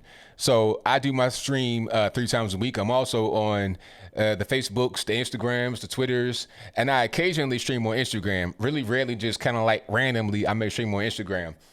Alrighty, and all my links, everything, my Instagram, my Twitter, my Facebook, all of that is on my website, anthonyblogan.com. That is ANTHONY, the letter BLOGAN.com. Good original articles on there as well. Go ahead and check it out. Let's to the next call. All right, caller, who am I speaking to? ABL, this is Tyler. Hey, buddy. All right, man. All right, man. What's going on? Hey, great show tonight, as always. I wanted to comment on what you were saying about Candace earlier, and what a good comment, how brave that girl is, because it takes a lot to, to stand up for what you believe in, especially as a black person or any person at this point. And the reason why it hits home this weekend is because I just particularly lost a couple of friends that I've known for eight years, and coworkers all over George Floyd. And it just seems like it's right now it might be time to tone it down as a white person or any person. Like I said, people are just, this George Floyd thing, it's a hard thing to beat. And then they got us tripped up with this BLM. It's a hard saying to combat. It's just hard. What do you think about that? Yeah, it's hard right now because you have friends you've been knowing for a long time. Y'all get along just fine, or even just casually, you say hi, bye, all of that. And now all of a sudden you got this issue that creates division. That's the whole thing that really upsets me about it, is that it's creating division. And it's like, we don't need no more of that. We need to come together, especially right now. You got the virus going on, people dying because of that. And then on top of that, you want to have some kind of racial division. We don't need that. So I think everybody should just kind of chill out and not be focused on that. And that's why I say to people when they say, hey, how do I talk to X, Y, and Z person about this or that? I'm like, not everybody wants a conversation. You might just want to just be chill and not get into the political stuff, because if you get into the political stuff, it'll just become an argument, and you got to ask yourself, is it really worth it? Man, that's what I advise ABL, is just stay away from it, because like I said, I'm dealing with people 8 years, deacons in the church, and I'm coming into it with a mostly black wife, 23 years in the game, with mixed kids, grown mixed kids. Like, they know that about me, so it's not like I'm coming from they should. I just feel like I should get that off, but maybe I'm using my white privilege too much. I think I'm about to shut up until this campaign's over, just to keep from offending people, or you know what I mean? Because at the end of the day, I just got to make money and raise my family and go on with life, and it's just too much now. They done ruin sports. I don't even feel like I should watch the NBA now. Yeah, I'm right there with you, man, because I'm not trying to see all the division they got going on, and all the, they having it on the back of the jersey, they're having all kind of messages. It's like, I don't really want to see that. I just want to enjoy their game. That's it, man. Like, I'm from the 80s and 90s, X generation. I'm 46. I ain't got time for all this, man. You know what I mean? Like, LeBron James and Crapperneck and all these fools, man, they done ruined it. They really have ruined it. But anyways, I support you guys, UB, Tatum, man, Jericho, all you guys, Will. All these guys out here, y'all are just something, man. It just takes guts. It just takes guts to be y'all. And like, you've had issues with your own family, like you said, Mm-hmm. That's right, and I'm sure the dinner table, if you just shut up and eat your food, it probably rolls out better on Thanksgiving. So yeah, like I don't say nothing about politics at all. Like, when family's around, I just be talking about just regular basic stuff, no politics. If somebody bring it up, I don't get involved, because they're not really, they can't have that kind of conversation. Yeah, it's crazy, but yeah, I'll let you go, man. Great show. Appreciate it. All right, thank you for the call, man. Definitely appreciate you. All right, now. All right. A lot of great callers tonight, and thank y'all for joining. Most certainly appreciate you. I got time for a few more. Let's get to the next call. 304, you're on the line. Who am I speaking to? Yeah, now. I'm sorry, I didn't hear you. You broke up a little bit. Can you say that one more time for me? Okay. Call you there? You can hear me. Yes. Can you hear me now? I hear you fine now. Okay. My name's Jeanette, and I'm from West Virginia. And I think one thing that concerns me is, of course, you're quite familiar with West Virginia, and it's, we're all a bunch of rednecks. And a lot of backwoods, a lot of rural areas, and so forth.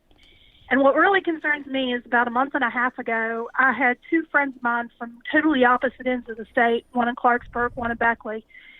And they had both, one in his mailbox and one in her front yard, had baggies of birdseed tossed in their yards, along with an invite from the KKK. And all this stuff with BLM, and the KKK is still alive and well in some areas.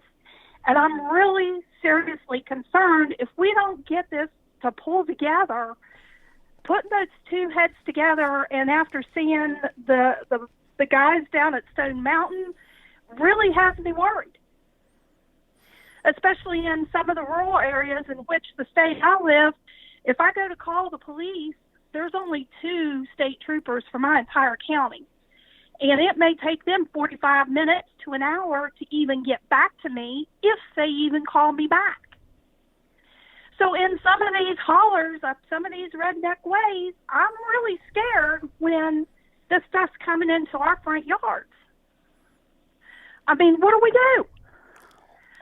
Yeah, that's a really good question, because I know how it is. You got the county police, and you probably got volunteer fire. You can't just, like if you live in the big city, you got access to things pretty quickly, but you out there up in the holler or far away from like Charleston, Canal County, something like that, you kind of far, it's hard. So I'm not really sure what the solution is.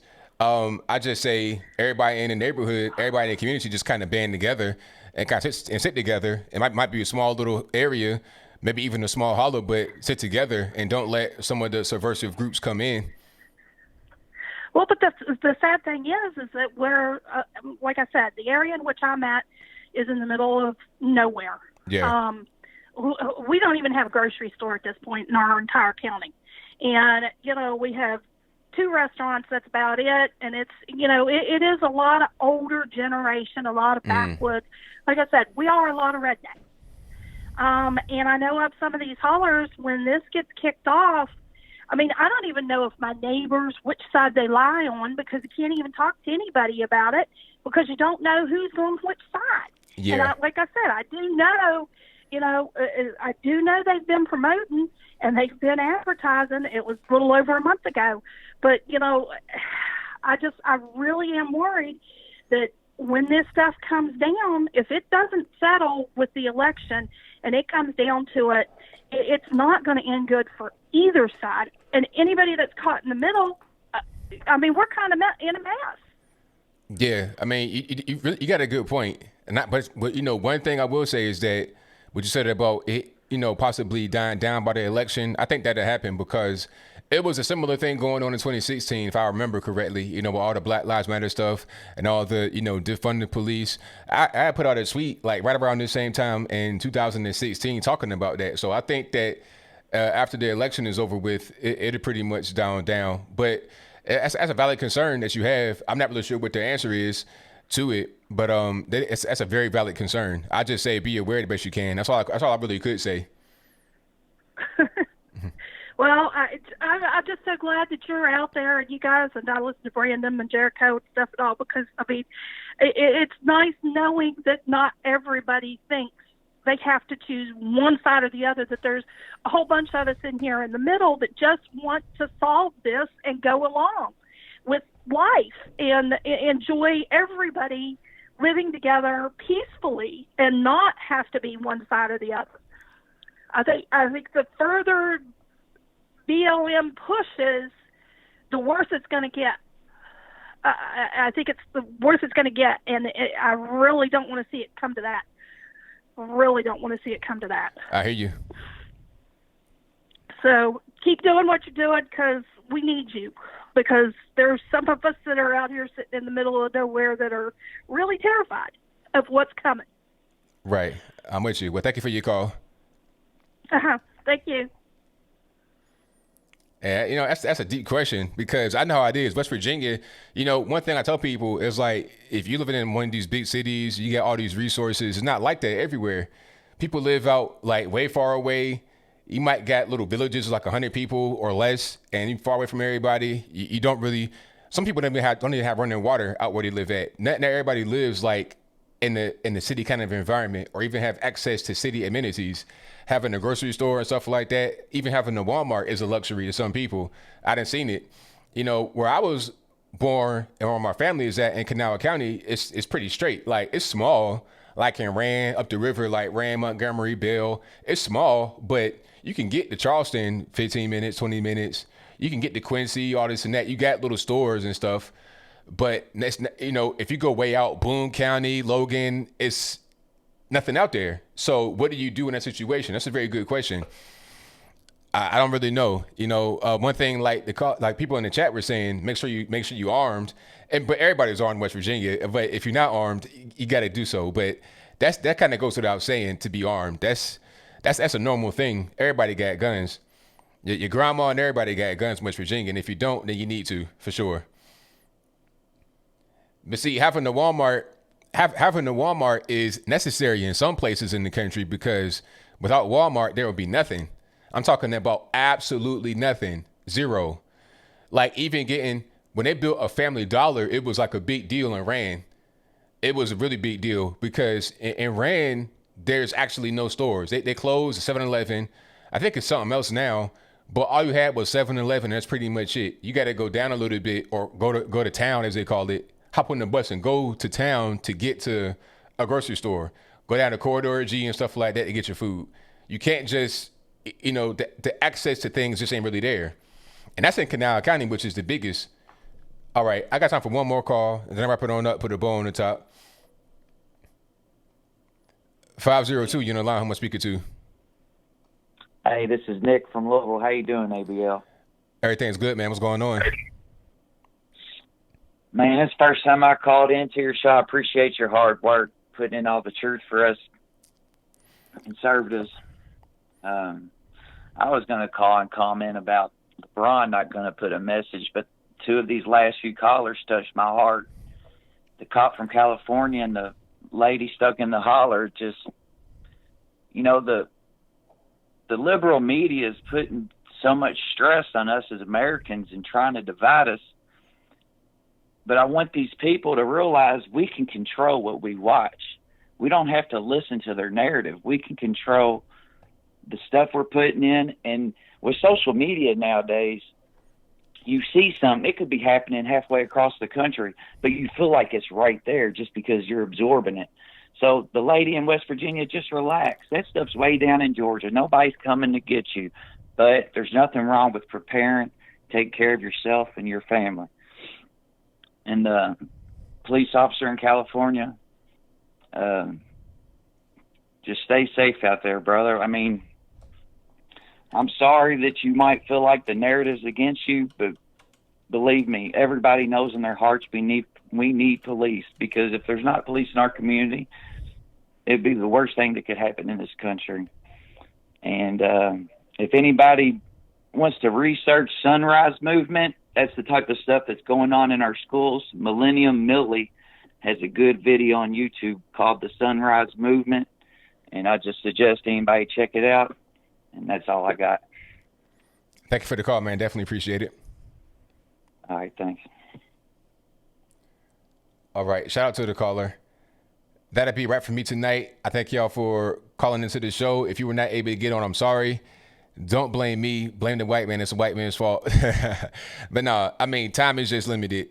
And right when I ended the calls just now, I still had a bunch of calls on the line. So that's why I try to keep the calls going pretty well and pretty efficiently. So thank y'all for calling. I got super chats on deck. I'm going to read those right quick, so don't go nowhere. Hang on for about 15 good more minutes, and then I wrap it on up, put a bow on the top. And shout out to all the callers. You guys have been fantastic tonight. I could not ask for a better audience anywhere on the internet. Let's get these headphones off. It's like taking the football helmet off after like practice and everything else. Okay, let me see. Where do I start? Let's see. I think I already read this one. Shout out to Jennifer Garrison for your donation. Thank you to Quest360 who says hashtag GOYA for life. Thank you to Wen Tron Fong who says, have you seen the Marxist propaganda post on Instagram? If not, I think I did that one. Thank you to, let me see, David L who says, much respect, ABL. You always speak the truth. Thank you for that. Most certainly appreciate you. Thank you to America's favorite Brazilian who says, my boy ABL, what's up, brother? Goya, Boya. Thank you to Captain Slaymore who says, everyone should turn their back when a black national anthem is played. Seriously, turn your back to show you are rejecting the narrative. You know, what's going to happen, even if we don't do anything, the players are going to do stuff. I predict that you're going to have some players that kneel during the regular national anthem, but not during the black national anthem. That's going to be cause for divide. And that's what I was talking about earlier, this whole division thing they got going on. That's what they want to do. Put out the black national anthem. Those are going to be divisive and controversial. The division for them may create ratings, and it may also appease some of the players on the field. Some of the players are being demoralized by what's happening right now with the BLM movements and stuff like that, and it's becoming normalized. I got to put that out tomorrow. Follow me on Instagram, instagram.com/Anthony B. Logan. Follow me on Facebook, facebook.com/1776 Logan. Also Anthony Brown Logan. And also on Twitter, twitter.com/Anthony B. Logan. Also the website, anthonyblogan.com. Follow me on there. So we'll put the video out tomorrow about Yuri Bezmenov. Matter of fact, I might put it right here too, just so you can see kind of what's going on. You must see it. Thank you to, let me see, Joshua Angeles who says, did you see Cuomo, Jesus wasn't perfect statement? I saw that. That was crazy. Like, I think that might have been Don Lemon. Now, you know, that is like against the whole purpose. People know that I'm not identifying as a Christian. I'm a religious person. I'm not religious. I'm spiritual. That's pretty much what it is. But I grew up reading the Bible. I grew up Vacation Bible School, going back again, West Virginia, going to the church all the time, reading the Bible. I know what's going on. That's like against the whole thing. That's like you're talking about God's son. He was sent here for us. So to say he wasn't perfect, like you're talking about him as if he's just a regular man. That's not what Jesus was. But anyway, thank you to Snatcher Claus who says, how can we reach our American brothers and sisters? The truth, some people are open to hearing the truth. Some people are not. And it's hard to really tell who is who at a certain point. Thank you to LSFJ 1009 who says, Dems just care about votes when the business can be threatened and with ruin by Dems just because someone thanked Trump. That's like inciting hate, and that is what the Democrats are all about. Hate, exactly. Thank you to Steve Cutts who says, Abraham ABL, UC AOC's delayed tweet. I don't know, deleted tweet, pardon me. I've not seen a deleted tweet. Thank you to Hudson Jackson II for becoming an ABL supporter. Thank you to Sean Fagan who says, what are your thoughts on QAnon and InfoWars? I don't know anything about that at all. I've not seen that. Thank you to Richard Hall for your donation. Thank you to 24 Pac-Man 74 who says, check out the Hodge twins. Oh, I met them, and they're from Virginia just like me. Matter of fact, they're from like Martinsville, which is like close to North Carolina, and also West Virginia and Southwestern Virginia. So they are from like an hour from where my dad and them grew up, which is in Roanoke. Also about an hour west of where my granddad came from, which is South Boston, Virginia. So shout out to the Hodge twins. Shout out to One Very who says, hi, Brian, been subscribed. It's a flying here. And watching for a long time. Thank you for speaking the truth with conviction and clarity. Much respect. Thank you for that. Thank you to New Wave Bossa Nova for the good luck emoji. Thank you to Lynette G who says, can it defend the police without a vote from citizens or defund the police? I'm not sure. That's a good question. In Minneapolis, I think the answer is no. I think. Don't get me to lying. But other places, I'm not really sure. Thank you to Chief Rocco who says, peace ABL, I feel you with that lumpia. Small rolls or large ones, I prefer the small ones. Small ones all day long. Them small, tight little rolls, oh my goodness, those are the best lumpia ever. And if you don't know what lumpia is, that's the Filipino egg rolls. 1000% delicious. Let me see. Shout out to Snatcher Claus. Oh yeah, of course I've heard West by God, Virginia. Yeah, everybody in my family says West by God when they say West Virginia. That's like normal for us to say. Shout out to Santa Claus who says, bad day, blame the white man. Exactly. If it's raining, if it's a bad day, blame the white man. That'll do it. Thank you to the Mandalorian who says, oh, becoming an ABL supporter. Thank you to Snatcher Claus who says, Marxism is a virus. Thank you to Abysmal for the donation. Thank you to Sylvia Wong who says, no fear, grateful for life. Absolutely. Thank you to Brian Stevenson who says, love you, ABL, keep it up. US flag emoji. Thank you to Santa Claus who says, Ivan with the projection right on cue. Thank you to Moses of God who says, I grew up in inner city Chicago. Best friends were all of the variety of ethnic backgrounds. Racial division is mainstream media created. Love what you do. Keep on keeping on. You're making a change in the world. Thank you for that, man. I appreciate you. Where'd I get the hat? Go to ablmerch.com. Check it out right now, ablmerch.com. These are my hats that I designed. So check it out. Links for everything is in the box below. Thank you to Good Bad who says, united we stand, divided we fall, land of the free, home of the brave. We are Americans. Let's get stronger. You are free to be brave and vote Trump 2020 all day long. Thank you for that. Thank you to Leo Mazzino who says, I am from New Jersey, dealing with Murphy and his executive order on masks. Yeah, that's really unfortunate. We have executive order here where I'm at in Tennessee, but see, the thing is, it's not really being enforced from what I see. If I'm wrong, anybody out here in Tennessee, let me know in the box. Let me see. Shout out to Double O Tyrone who says, the left thinks it's okay to let out Tekashi 6ix9ine, but anybody who identifies with the Republican Party is a problem. Exactly. There you go. Thank you to Jason Varner who says, hashtag cancel culture. There you go. Exactly. Cancel culture. Thank you to Jimmy Joe Bob who says, you rock. Thank you to Double O Tyrone who says, how does Ivan get through every week? Different numbers, calling a lot.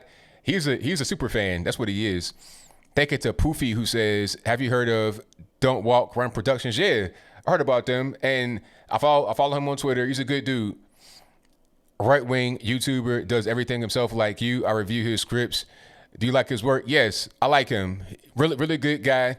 And you guys subscribe. Check him out. Don't Walk Run Productions right here on YouTube. Check him out. Thank you to World of Zap who says, they are attacking the blue-collar middle class. Hashtag silent majority who keeps America running all day long. Thank you to Big RR64 who says, thank you, ABL, for all your hard work and dedication to our great country. God bless you in America. God bless you. Thank you to Sane Kara 224 who says, welcome to the ABL squad. He didn't say that. That's what it says because he became a member of the ABL squad. Thank you for becoming a member of the ABL squad. Thank you to N-Dog who says, ABL, keep up the good work. Most certainly will. Thank you to Praying for the Rapture who says, you are freaking awesome. You will never know how much you and your channel have done for me. Well, I thank you for that. That means a lot to me that I can actually help you with whatever you got going on in your life. I appreciate you for that. Thank you to Daniel Harp who says, BLM/Antifa equals definition BIGOT, bigot, a person who is abstinently or intolerantly devoted to his or her own opinions and prejudices. Thank you for that. You're right on point. Thank you to Wise MD for the donation coming from Mexico. Thank you to Abraham who says, way to GOYA, 100% support for Mr. Unanoe. Thank you, ABL. Thank you for that. Thank you to Bo T for becoming an ABL supporter. Thank you to Joe Ryder 84 says, keep it real, ABL will do. Shout out to Dr. Bob Jackson who says, the finger up emoji. It's like one of them big fingers in the baseball park. Thank you for that. Thank you to Terry Irwin who says, love your show. Keep fighting a good fight. Thank you to Abraham who says, quote unquote, unarmed doesn't equal not dangerous. Exactly. ABL is 100% patriot. Thank you for that. Thomas Soul, yes, I do like Thomas Soul's work. Thank you to LD Murray who says, I enjoyed your show last night with Tatum. You may want to research Native Americans leaving the reservations to become educated and how they never return. A good analogy. Love you. Thank you for that. I appreciate you. Thank you to WPJ who says, sup, Anthony, keep up the great work. Will do. Can't do nothing else. Thank you to Love, Live, Serve who says, ABO, this is a bit off topic, but I've been sloughing lately. It seems like you're the type to get stuff done consistently. What's the secret to productivity? I'm just a guy. I'm a guy that goes really hard. I come from absolutely nothing. I come from having no money at all. So I just grind, and I'm like almost like obsessive with certain things, not in an unhealthy way. I channel my energy properly. I'm also a neat freak, so I'm just really focused on doing things, and I make sure I don't waste time. You know, I have a digital watch. I have a bunch of watches just for fashion, you know, like the little timepieces, and I have a ton of watches. But this is my digital one. It's a little cheap Timex because I keep things down to the minute. I'm like, okay, I got to get up at 7 a.m. I got to do this. I got to do that. I got to eat this time. I got to go here. I'm a creature of habit. I do things consistently. People like to do things. They change stuff up. I'm a routine kind of guy. You see what I'm saying? And I stick to my routine. I do things in order. I'm like a military trained type guy. Not military, but my dad was in the military. Uncle was in the military. Granddad was in the military. And they kind of like ingrained that into me. Get up at a certain time. Eat your food a certain way. That's kind of how I am. So I'm really orderly and routine, and I'm a stickler for time. So if I'm ever late, then I may have made a mistake about something I did in my preparation. Like today, I was like a minute or two late because I forgot my water. I had to go downstairs to get my water and come back up and then start the streaming process and not be on the stream breathing hard because I ran up the steps. You know, like I'm talking about hopping 2 steps to get, you see what I'm saying? So I'm usually always on time and I'm focused. That's pretty much how I go. All right. Shout out to, let me see, Statue Claus, who says, thank you very much, police officers. Thank you to Denial, who says, support law enforcement all day long. Thank you to Haji's wife for the donation. Thank you to Chronic_artist, who says, is Gen Z more conservative than millennials? That's a very good question. I don't really know. I want to say that Gen Z might be more conservative because they're more aware. That's a good question. When am I debating again? I don't know.